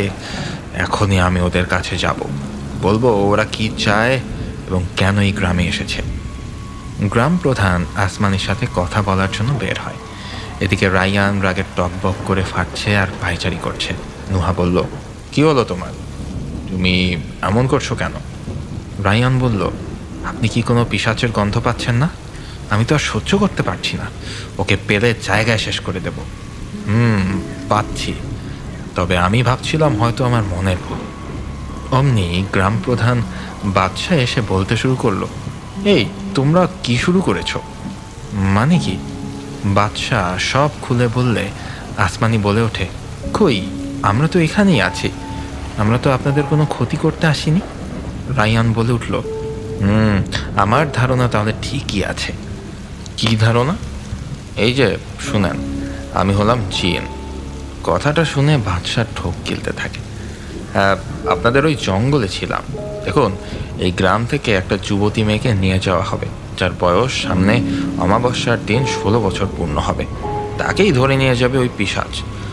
তার নামটা মনে আসছে না। নুহা বলল, তুমি জানো কিভাবে? রায়ান উত্তর দিল, আমি এর জন্যই আপনাদের সাথে এসেছি। পিশাচরা আমার বাবা মাকে বন্দি করে রেখেছে, আর আমি জানি আপনাদের সাথে থেকে আমি তাদের উদ্ধার করতে পারবো। বাদশাহ মনে মনে বলে ওঠে, আমার মেয়েরই তো অমাবস্যার দিন 16 বছর পূর্ণ হবে। এবার বিশ্বাস করবে কি করবে না দ্বিধায় পড়ে যায় সে। বাদশাহ কথা ঘোরানোর জন্য বলে ওঠে, আচ্ছা, তোমাদের ধর্ম সম্পর্কে কিছু বল, আর তোমাদের কথা বিচার করবে এই যে পাশে বৃদ্ধ লোকটিকে দেখতে পাচ্ছ, উনি। আসমানি বলতে শুরু করলো, আমাদের ধর্ম হচ্ছে ইসলাম। ইসলাম হচ্ছে আত্মসমর্পণ করা এবং বাধ্যতা, অস্বীকৃতি ও হঠকারিতা ত্যাগ করা। এখানে আত্মসমর্পণ করার অর্থ হচ্ছে এক আল্লাহর কাছে নিজেকে সমর্পণ করা। একমাত্র আল্লাহই স্থায়ী, বাকি যা কিছু আছে সব ক্ষণস্থায়ী ভঙ্গুর, সব কিছুই সাবেক হবে একমাত্র আল্লাহ ছাড়া। এই বিশ্বাস দৃঢ়ভাবে অন্তরে ধারণ করতে হবে এবং বাধ্যতা হচ্ছে আল্লাহ পবিত্র কোরআনে যে পদ্ধতিতে জীবনযাপন করতে বলেছেন সেই সীমানার মধ্যে থেকে জীবনযাপন করা। আল্লাহর বন্ধু শেষ নবী, সর্বকালের সর্বশ্রেষ্ঠ মহামানব মহানবী হজরত মুহাম্মদ সাল্লাল্লাহু আলাইহি ওয়াসাল্লামের জীবনযাপন পদ্ধতিতে যা রয়েছে তাই ইসলাম।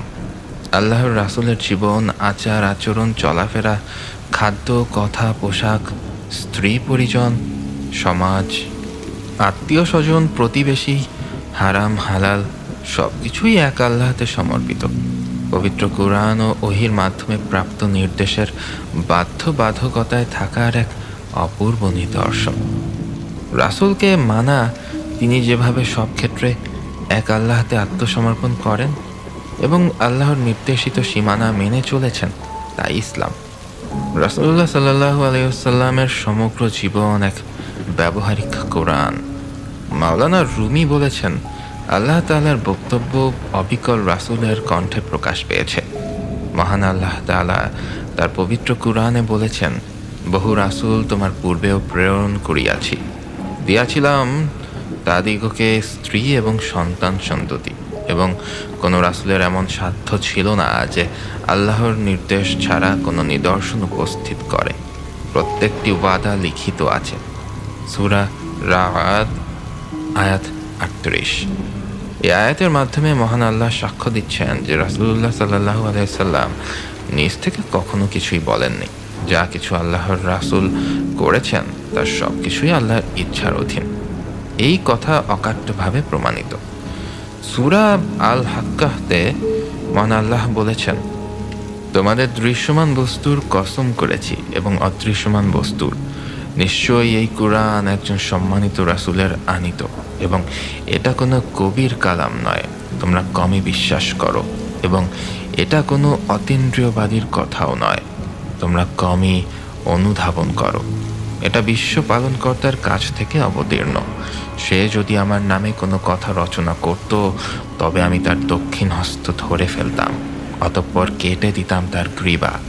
তোমাদের কেউ তাকে রক্ষা করতে পারতে না। এটা খোদা ভীরুদের জন্য অবশ্যই একটি উপদেশ। সূরা আল হাক্কা আয়াত 38 থেকে 48। এই আয়াতগুলোতে মহান আল্লাহ কসম করে বলেছেন যে এই কুরআনে বর্ণিত সব কিছুই তার বাণী, যা তিনি তার সম্মানিত রাসূলুল্লাহ সাল্লাল্লাহু আলাইহি ওয়াসাল্লাম এর মারফত প্রেরণ করেছেন। এটা কোনো কবি বা কাহিনীকারের দ্বারা রচনা করা সম্ভব নয়। পবিত্র কুরআনের আয়াতগুলো অবশ্যই মহান রব্বুল আলামিনের বাণী এবং আল্লাহর রাসূল সাল্লাল্লাহু আলাইহি ওয়াসাল্লাম যদি এতে কোনো রকম পরিবর্তন করতেন তবে আল্লাহ তার রাসূলকে সাল্লাল্লাহু আলাইহি ওয়াসাল্লাম কঠোরভাবে ধরতেন এবং কণ্ঠশিরা কেটে দিতেন যাতে মৃত্যু ত্বরান্বিত হয়। এবং আল্লাহ এও বলেছেন যে তোমরা স্বল্প সংখ্যক তা অনুধাবন করো যা একান্তই মুত্তাকিদের জন্য উপদেশ। তাহলে আল্লাহ যে বিষয়ে নিজে তার রাসূলের সাল্লাল্লাহু আলাইহি ওয়াসাল্লাম ব্যাপারে সাক্ষ্য দিচ্ছেন যে রাসূলুল্লাহ সাল্লাল্লাহু আলাইহি ওয়াসাল্লাম যা বলেছেন তা আল্লাহরই কথা। রাসূল সাল্লাল্লাহু আলাইহি ওয়াসাল্লাম যা করেছেন বা করেননি সবই আল্লাহর নির্দেশ। আল্লাহর রাসূল সাল্লাল্লাহু আলাইহি ওয়াসাল্লাম এক আল্লাহতে আত্মসমর্পণ করেছিলেন এবং আল্লাহর নির্দেশিত পথেই চলেছেন। মহানবী সাল্লাল্লাহু আলাইহি ওয়াসাল্লাম এরপর তার উম্মতদের মধ্যে সর্বশ্রেষ্ঠ মানব তারা যারা জন্মচক্ষে মহানবী হযরত মুহাম্মদ সাল্লাল্লাহু আলাইহি ওয়াসাল্লামকে দেখেছিলেন এবং তার পবিত্র সান্নিধ্য লাভ করেছিলেন। তারা সবাই ছিলেন মহানবীর সাল্লাল্লাহু আলাইহি ওয়াসাল্লাম জীবন আদর্শের প্রধানতম উদাহরণ। তাদের জীবন ছিল রাসূলের সাল্লাল্লাহু আলাইহি ওয়াসাল্লাম মহব্বতে পরিপূর্ণ। পরবর্তীকালে সাহাবারা আল্লাহর নির্দেশিত ও তার রাসূলের সাল্লাল্লাহু আলাইহি ওয়াসাল্লাম দেখানো পথে জীবনযাপন করেছেন। এটাই ইসলাম। ইসলাম এমন একটি পথ যা দেখে আপনার সম্পর্কে অন্যদের আগ্রহ সৃষ্টি হবে। মুসলমানদের আচার আচরণ এমন হতে হবে যা দেখে অন্যরা ইসলামের প্রতি আগ্রহ বোধ করবে। বুখারী শরীফের প্রথম খণ্ড হাদিস নম্বর 9 সাহাবী আব্দুল্লাহ ইবনে আমর রাদিয়াল্লাহু তাআলা আনহু হতে বর্ণিত, নবী সাল্লাল্লাহু আলাইহি সাল্লাম বলেছেন, মুসলমান ওই ব্যক্তি যার কোনো কথা বা কাজের দ্বারা অন্য মুসলমানের কষ্ট হয় না। মুহাজির ওই ব্যক্তি যে আল্লাহর ঘোষণা করা নিষিদ্ধ বিষয়গুলো বর্জন করেছে। ইসলাম একটি ধর্ম, 5টি মৌলিক বিষয়ের উপর ইসলাম ধর্মের ভিত্তি স্থাপিত। তার মধ্যে সর্বপ্রধান হচ্ছে ঈমান। মহান আল্লাহ পবিত্র কুরআনে ও তার রাসূলের সাল্লাল্লাহু আলাইহি সাল্লাম হাদিসের মাধ্যমে যা কিছু মানব জাতির জন্য প্রেরণ করেছেন তা মনে প্রাণে বিশ্বাস করা এবং মৌখিকভাবে স্বীকৃতি দেওয়াকে ঈমান বলে। আরবিতে ঈমান শব্দের অর্থ বিশ্বাস। ঈমান আসলে একটা ব্যাপক বিষয়। সন্দেহজনক কার্যাবলী ত্যাগ করা হচ্ছে ঈমান।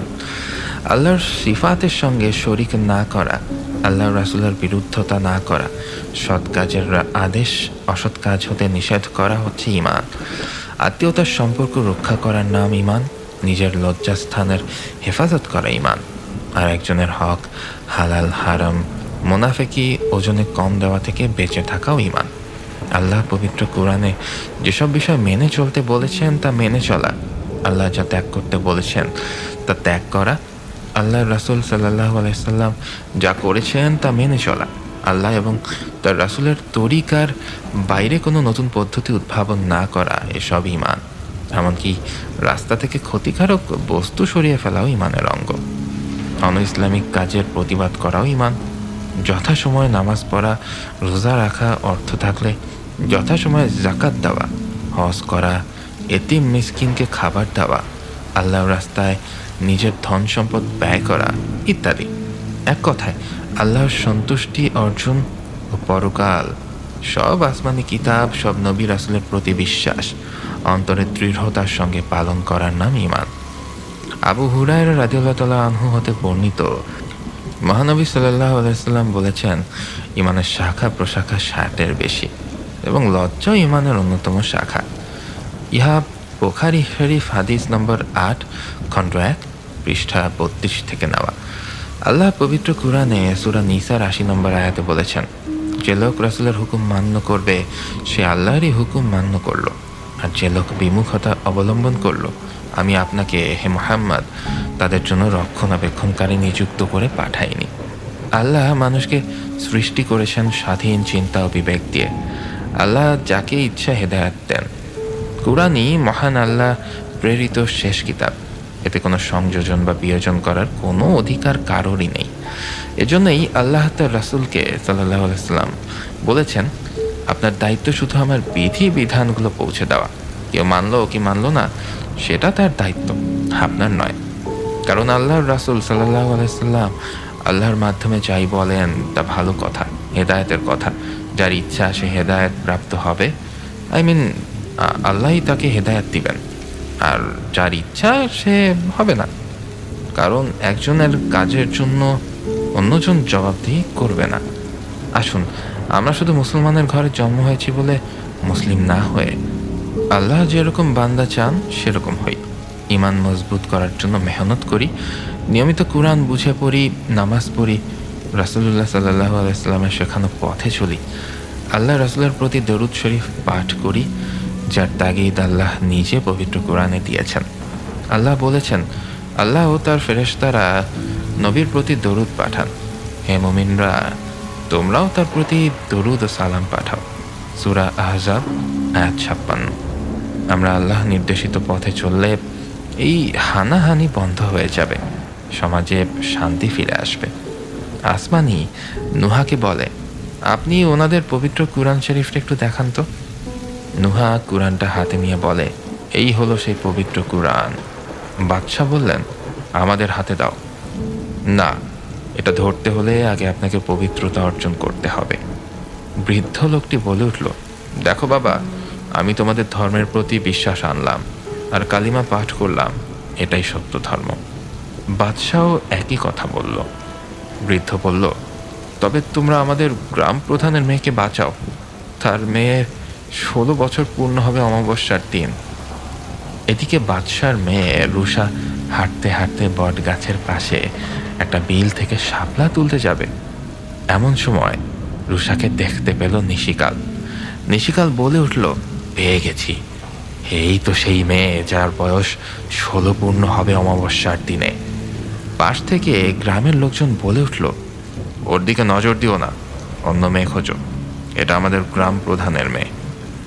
নিশিকাল কোনো কথা না বলে ওর আসল রূপে ফিরে এসে রুষাকে নিয়ে যাওয়ার জন্য হাত টেনে ধরে। গ্রামের সবাই হইচই ফেলে দেয়। আসমানি, নুহা, রায়ান, বাদশার বৃদ্ধ লোকটি তাদের লোকগুলোর চিৎকার শুনে সেই দিকেই যায়। সবাই তারা বট গাছের কাছে উপস্থিত হয়। বাদশাহ বলে ওঠে, এই পিশাচ শয়তান, আমার মেয়েকে ছেড়ে দে, আমি কিন্তু তোকে শেষ করে ফেলবো। নিশিকাল বলে, কিছু করতে পারবে না, ওকে আমি নিয়ে যাব, ওকে পেলে আমি আরো শক্তিশালী হব। বলেই নিশিকাল রুষাকে নিয়ে অদৃশ্য হয়ে গেল। বাদশাহ বলল, আসমানি, তোমরা আমার মেয়েকে ফিরিয়ে দাও, যা চাইবে তোমাদের তাই দেব, দয়া করো তোমরা আমার ওপর। রায়ান জাদু দিয়ে নিশিকালের পথ আটকে দেয়। কোনোভাবেই গ্রামের বাইরে যেতে পারছে না সে। নুহা আর রায়ান তাদের সবটুকু চেষ্টা দিয়ে নিশিকালকে সবার সামনে টেনে নিয়ে আসে। নিশিকালের ভয়ঙ্কর রূপ দেখে গ্রামের লোকেরা ভয়ে অনেকেই জ্ঞান হারিয়ে ফেলে। নুহা আর রায়ানের সাথে নিশিকালের প্রচণ্ড যুদ্ধ হয়। আসমানি মাঝখান থেকে রুষার হাত ধরে টেনে নিজের কাছে নিয়ে এসে আয়াতুল কুরসি পরে শরীর বন্ধ করে দেয়। এবার নিশিকাল আর রুষাকে স্পর্শ করতে পারছে না। যতবার রুষাকে স্পর্শ করতে যাচ্ছে ততবার ছিটকে দূরে চলে যাচ্ছে।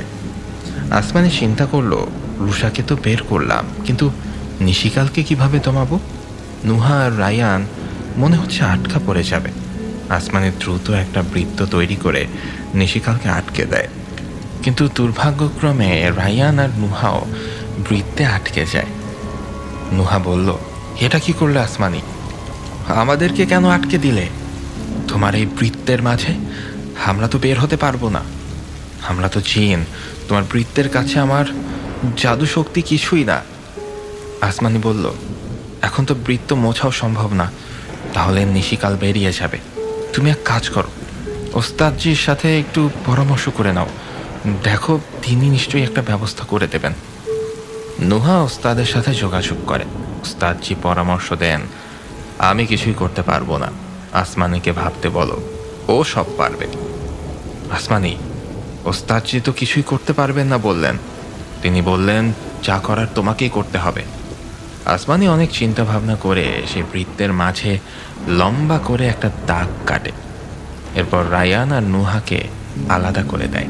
নিশিকালও আলাদা হয়ে যায়। নুহা রায়ানের সামনের দাগ মুছে দিয়ে ওদেরকে বের করে আনে। রায়ান বের হয়ে সাথে সাথে নিশিকালকে বন্দি করে। রায়ান বলে, বল আসমানির ভাই কোথায়? বলবো না, তোকে কিন্তু এর চেয়ে বেশি শাস্তি দেব। বলেই রায়ান নিশিকালের গায়ে আগুন ছুঁড়ে মারে। নিশিকাল সহ্য করতে না পেরে বলে ওঠে, হ্যাঁ, আমাকে ছেড়ে দে, দয়া কর, আমি বলছি, আমি সব বলছি। আসমানির ভাই জঙ্গলের মধ্যে একটা কালো গোলাপ ফুলের গাছ আছে, ওই গাছে একটা ফুলে বন্দি করা। আসমানি গাছ স্পর্শ করলেই ওর ভাইকে পেয়ে যাবে। নিশিকালের কথা শেষ হতেই নুহা ওকে শেষ করে ফেলে। ওদিকে অধরা বলতে থাকে, মায়া আয়না, এই মায়া আয়না, বল আমার ভাই নিশিকাল কোথায়? আমার নাম উষা, আমাকে উষা বলে ডাকবে, বুঝেছ? চুপ, যা প্রশ্ন করেছি সেটার উত্তর দে। উষা আয়নার মাধ্যমে দেখায় নিশিকালকে মেরে ফেলা হচ্ছে। এটা দেখে অধরা চণ্ডীকে জানায়। চণ্ডী ভয়ে আঁতকে ওঠে। হ্যাঁ, তাহলে কি সেই মেয়ে এসে গেছে? কে মা?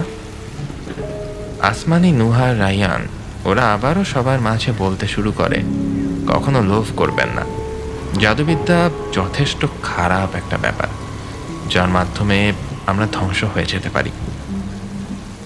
আপনারা সবসময় সত্যের ওপর থাকবেন আর অল্পতেই তুষ্ট হবেন। কোনো জাদুকর বা গণকে বিশ্বাস করবেন না। তখন বাদশাহ বলে ওঠে, মা আসমানি, তোমাদের দেরি হয়ে যাচ্ছে, তোমরা তোমার ভাইকে খুঁজতে যাও। আমি আমার গ্রামের লোকদের বুঝিয়ে বলছি, তোমার জন্যই আমরা সত্যিটাকে চিনতে পেরেছি। এতদিন অপেক্ষায় ছিলাম, আমি সবার কাছে আল্লাহর বাণী পৌঁছে দেব।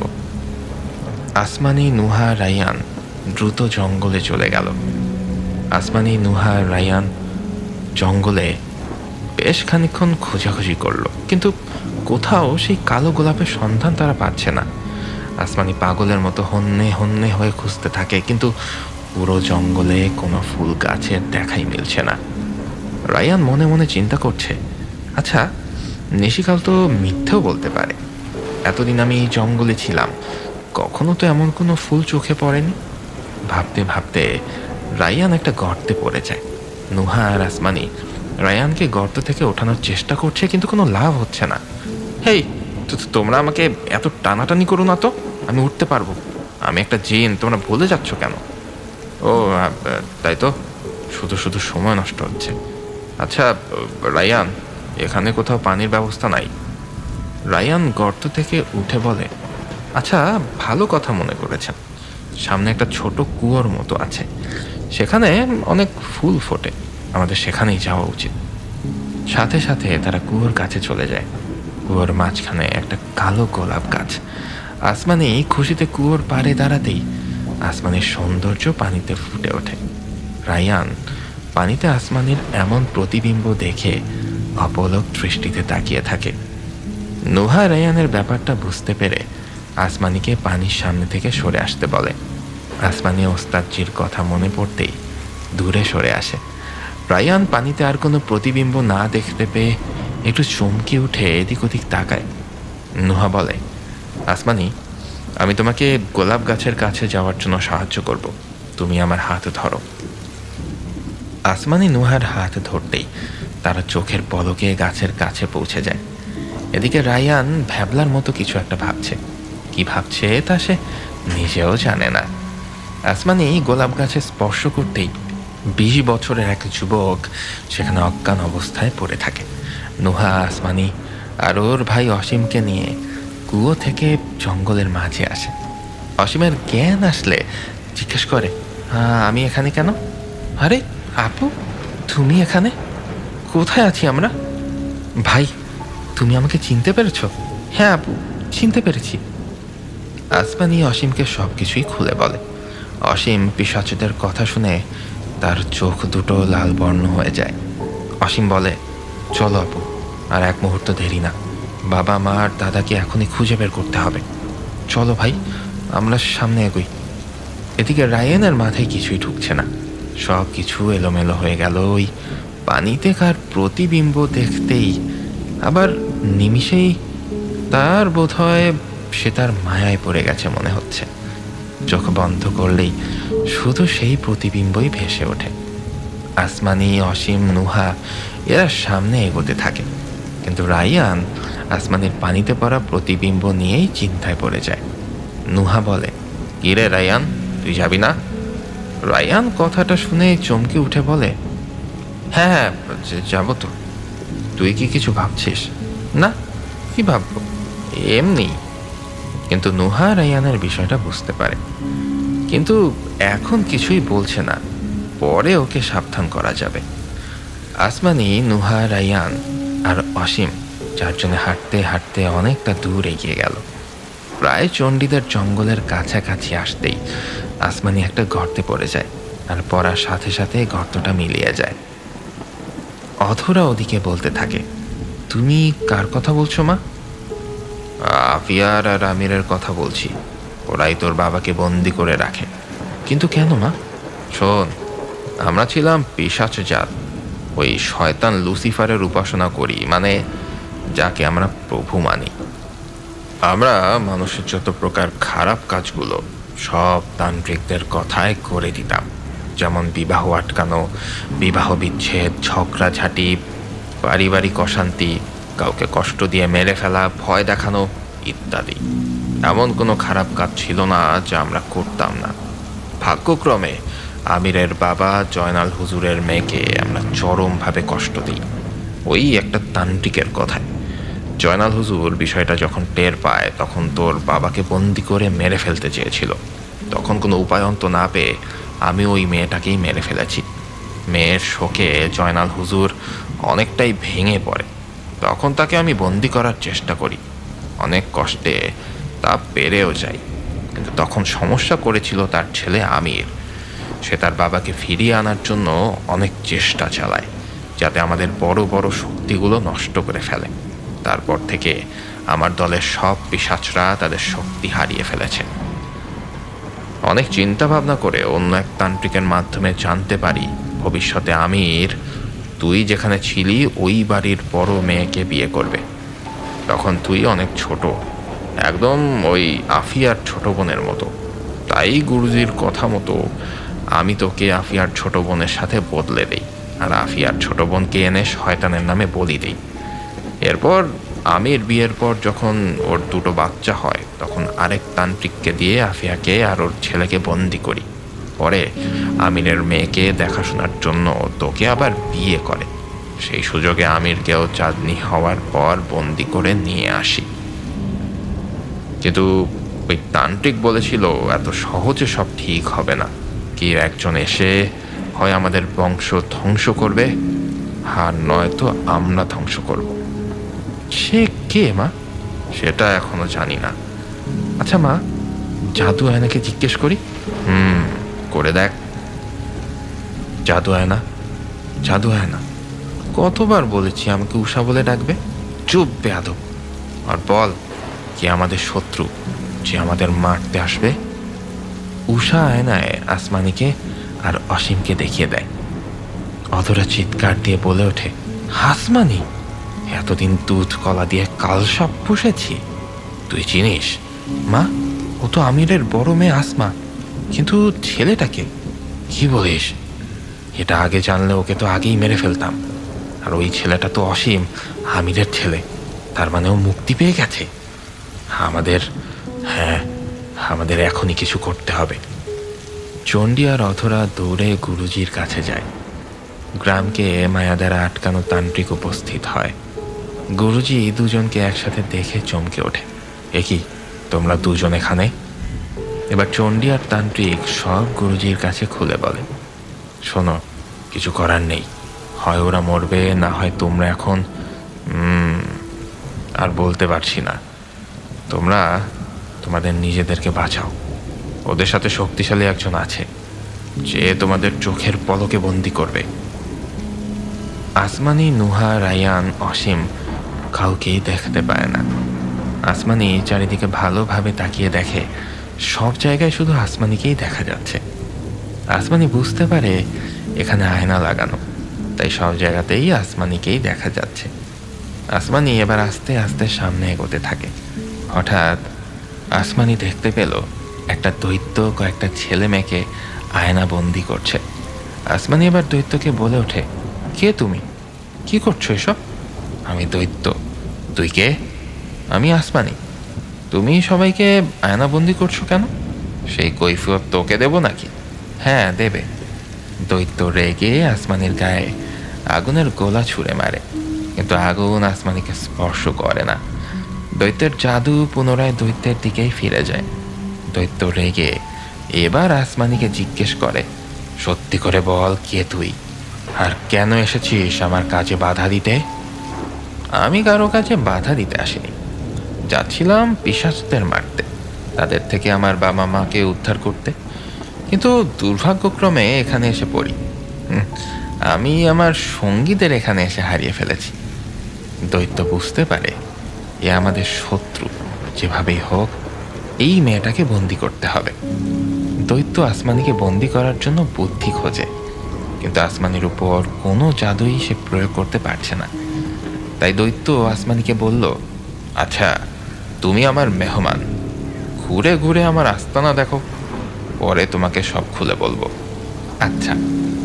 আসমানি চারিদিকে ঘুরে দেখতে শুরু করে। এদিকে নুহা, অসীম, রায়ান আসমানিকে না দেখে চিন্তায় পড়ে যায়।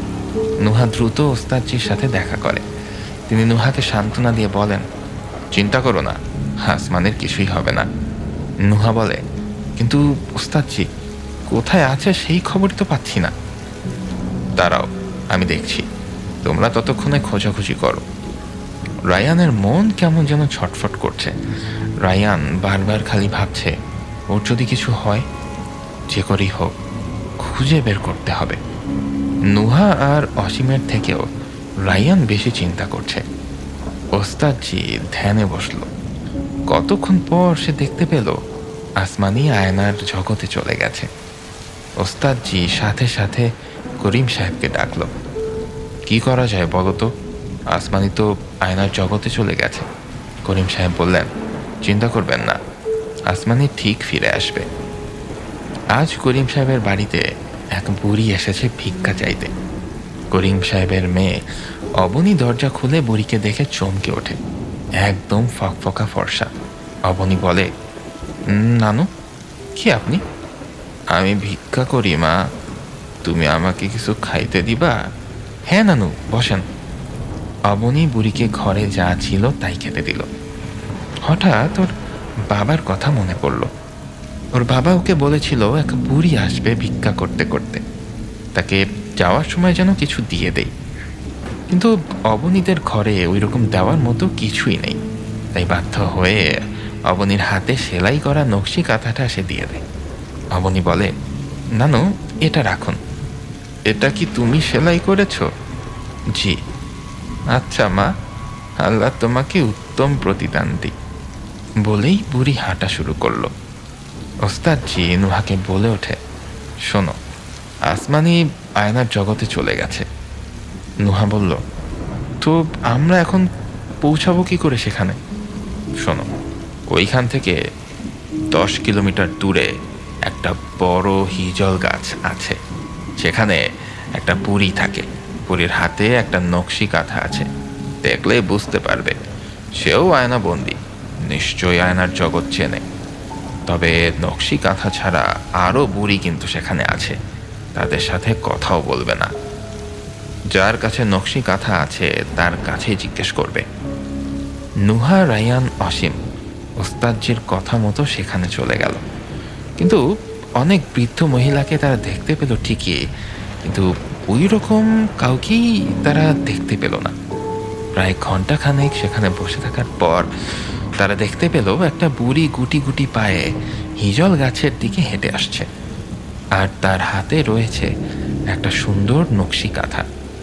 বুড়িকে দেখে সবাই বুড়ির কাছে গিয়ে জিজ্ঞেস করে আয়না জগতের কথা, কিন্তু বুড়ি নিশ্চুপ, কিছু বলতে চায় না। নুহা বুড়িকে অনেক রিকোয়েস্ট করে, বুড়ি যা চাইবে তাই দেওয়ার প্রতিজ্ঞা করে। তখন বুড়ি বলে, এসো আমার সাথে। তারপর একটা আয়নার পাশে ওদেরকে নিয়ে গিয়ে বলে, সবাই এই আয়নার উপর হাত রাখো। হাত রাখার সাথে সাথে সবাই আয়নার জগতে চলে যায়। দৈত্য আসমানিকে বন্দি করার অনেক চেষ্টা করেও যখন ব্যর্থ হয়, তখন চণ্ডীকে ডাকতে যায়। কিন্তু তার আগেই বুড়ি সেখানে দৈত্যকে বাধা দেয়। দৈত্য বুড়িকে দেখে বলে ওঠে, তুই এখানে কি করে? তোর দিন শেষ, তাই দেখতে এলাম। এবার মনে হয় আমরা মুক্তি পাব। দৈত্য বুড়ির গায়ে আগুন ছুঁড়ে মারে, কিন্তু নুহা সামনে দাঁড়িয়ে দৈত্যকে বন্দি করে ফেলে। তখন বুড়ি চিৎকার দিয়ে বলে ওঠে, মেরে ফেলো, মেরে ফেলো ওকে। ও আমাদের জীবন নষ্ট করে ফেলেছে, বন্দি করে ফেলেছে এই আয়নায়, বানিয়ে দিয়েছে পিশাচেদের দাস। আসমানি নুহাকে দেখে বলে, তোমরা এখানে? আমরা নিজেরাই বা এখানে কেন? আচ্ছা, এটা কোথায়? রায়ান আসমানিকে দেখে একটা স্বস্তির নিঃশ্বাস ফেলে, বলে, আসমানি, এটা আয়নার জগৎ, ভয় পেও না, আমরা এসে গেছি। অসীম একটা কূপ দিয়ে দৈত্যকে শেষ করে ফেলে। বুড়ি বলে, আমাদেরকেও বাঁচাও, আমাদের সবাইকে মায়া আয়নায় বন্দি করা হয়েছে। আসমানি এবার আয়নাগুলোর মায়া কাটিয়ে সবাইকে মুক্ত করে দেয়। পাশের বুড়িটা হয়ে যায় একটা 17 বছরের যুবতী মেয়ে। আসমানি বলে, কে তুমি? আমি উষা। একদিন রাত 1টার দিকে আমি বাথরুমে গিয়েছিলাম। আমাদের বাথরুমে আয়নায় চোখ পড়তেই আমি একটু দাঁড়িয়ে আয়নায় নিজেকে দেখছিলাম। তারপর আয়নার মধ্যে একটা কালো ছায়া দেখতে পেলাম। তারপর আমার পেছনে তাকিয়ে দেখি, না, কেউ তো আমার পেছনে নেই, কিন্তু আয়নাতে দেখা যাচ্ছে সামনে তাকাতেই কেউ একজন আমাকে ভেতরে নিয়ে গেল। নুহা বলল, উষা, এতে তোমার একটু দোষ আছে। আমার মনে হয় তুমি আয়না দেখার সময় দোয়া পড়নি, আর এত রাতে আয়না দেখাটাও ঠিক না। দাদির মুখে শুনেছিলাম রাতে আয়না দেখা বা মাথা আঁচড়ানো এগুলো করলে নাকি জিনদের নজর লাগে, স্বামীর হায়াত কমে যায়। দেখো, এগুলো কিছু শোনা কথা। আচ্ছা, তোমাকে বলি বরং, এর বেশিরভাগই কিন্তু কুসংস্কার। আমাদের প্রিয় নবী সাল্লাল্লাহু আলাইহি সাল্লাম বলেছেন, জিনেরা রাতের বেলায় আয়নাতে অবস্থান করে, এমনকি দুষ্টু জিনেরা বাথরুমের সর্বক্ষণ অবস্থান করে। এর জন্য আমাদের সকলের উচিত রাতের বেলা বাথরুম ব্যবহারের প্রয়োজনীয়তা দেখা দিলে অবশ্যই বাথরুমে যাওয়ার দোয়াটি পড়া এবং তারপর বাথরুমে প্রবেশ করা। বাথরুমে প্রবেশের দোয়াটি হচ্ছে আল্লাহুম্মা ইন্নী আউযুবিকা মিনাল খুবসি ওয়াল খাবাইস। অর্থ, হে আল্লাহ, আমি চক্রান্তকারী ও নাপাক শয়তান হতে আপনার নিকট আশ্রয় চাচ্ছি। আবার যদি কেউ আরবি উচ্চারণ না করতে পারেন তাহলে বাংলাই পড়ে নিতে পারেন। রাতের বেলা আয়না দেখা কিংবা বাথরুমে প্রবেশ নিয়ে আমাদের সমাজে যেসব গুজবগুলো ছড়িয়ে আছে, এর পেছনে অনেকগুলো কারণ দায়ী। আগেরকার দিনে রাতের বেলা সব জায়গায় এখনকার মতো বাতি ছিল না, কারণ সে সময় বিদ্যুৎ কম ছিল। কিন্তু আমাদের আরেকটা জিনিস মাথায় রাখতে হবে, আর তা হলো যেখানে বাতির উজ্জ্বলতা থাকে সেখানে দুষ্ট শয়তানের অসওয়াসা বা আসার খুব একটা কার্যকর হয় না। যেমন দিনের আলোতে শয়তান মানুষের খুব একটা ক্ষতি করতে পারে না, যেটা আবার রাতের বেলা কার্যকর হয়। একইভাবে রাতেও যদি বাসায় উজ্জ্বল বাতি জ্বলে, হাই ওয়াটের বাতি জ্বলতে থাকে, সেখানেও কিন্তু দুষ্টু শয়তানের কিংবা জিনদের অসওয়াসা খুব একটা কার্যকর থাকে না। তাই প্রেক্ষাপট বিশ্লেষণ করলে রাতে আয়না দেখা বা বাথরুমে প্রবেশ করা অথবা চুল আঁচড়ানো এইগুলোর কোনোটিকেই নিষিদ্ধ বলা যাবে না, কারণ কুরআন ও সুন্নাহ এগুলোর কোনোটিকে সুস্পষ্টভাবে নিষিদ্ধ ঘোষণা করছে না। তবে রাতের বেলা ভাঙা আয়নার সামনে দাঁড়িয়ে কোনো কাজ না করাই ভালো। এর কারণ হিসেবে কোনো কুসংস্কার মাথায় আনার প্রয়োজন নেই। ভাঙা আয়নার থেকে যে কোনো মুহূর্তেই দুর্ঘটনা ঘটতে পারে, হাত কাটতে পারে, নিচে পড়ে আরও বড় ধরনের দুর্ঘটনা হতে পারে। তাই ভাঙা আয়নার সামনে না যাওয়াই ভালো।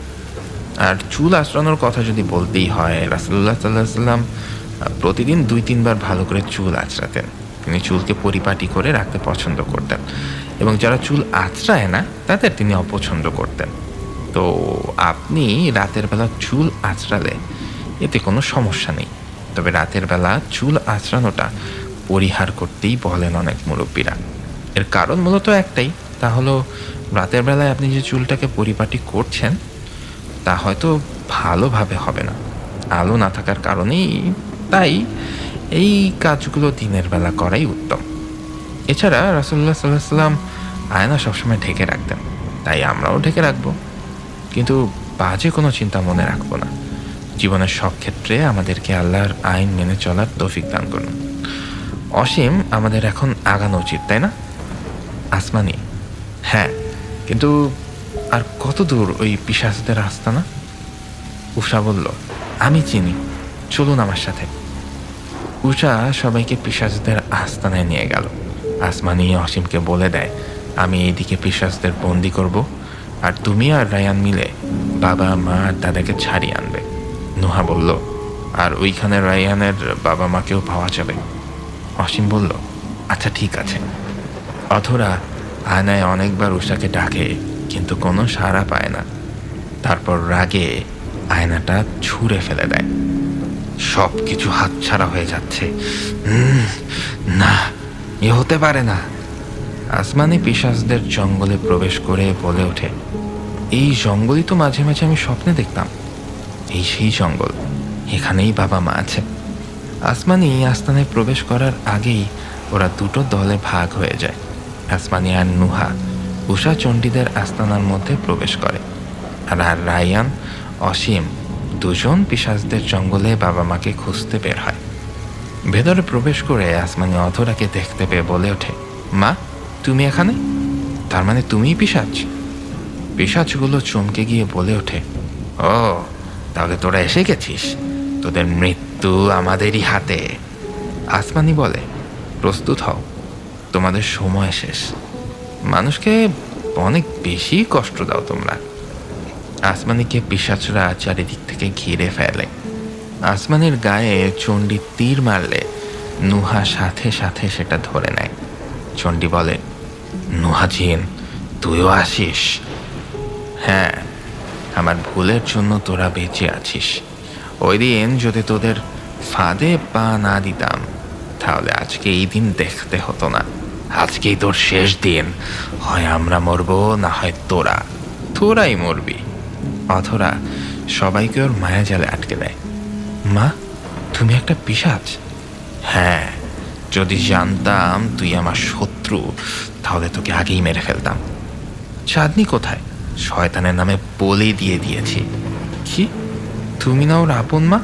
চুপ, আমি কারো মা না, আমি পিশাচ। অধরা হাসতে হাসতে আসমানির গলার কাছে ছুরি ধরে। আসমানি ভয় না পেয়ে দোয়া পরে ফু দিতেই অধরা ছিটকে দূরে পাথরের সাথে মাথা থেতলে যায় তার।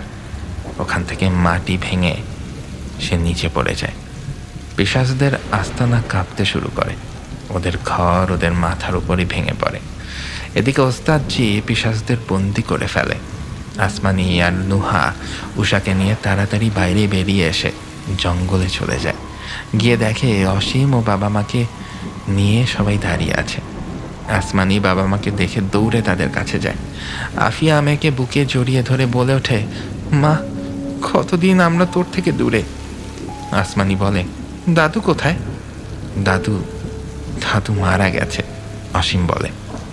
রায়ান ওর বাবা মাকে ছাড়িয়ে এনে বলে, এই যে আমার বাবা মা, তারা কৃতজ্ঞ। আমিও কৃতজ্ঞ তোমাদের কাছে, তোমাদের জন্যই সবাইকে ফিরে পেলাম।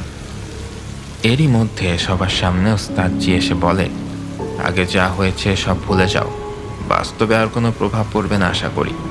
সবাইকে বন্দি করে ফেলেছি, ভালো থেকো তোমরা। কথাগুলো বলেই ওস্তাদজি হাওয়ায় মিলিয়ে গেল। আমাদের সবাইকে এখন এখান থেকে চলে যেতে হবে। এই জায়গায় বেশিক্ষণ থাকা ঠিক হবে না, পরে সবার সাথে দেখা হবে। বলতে না বলতেই খুব জোরে বাতাস শুরু হয়। আপু, এখনো শুয়ে আছো? আজ তোমাকে দেখতে আসবে, অসীম বলল। আসমা উত্তর দিল, ওফ, ঘুমোতে দে না, রাতে ভালো ঘুম হয়নি। আর শোন, বাবা মাকে বল আমি বিয়ে করব না। কেন করবি না? তোর কোনো পছন্দ আছে? কি যে বলিস না, পছন্দ করার সময় কই?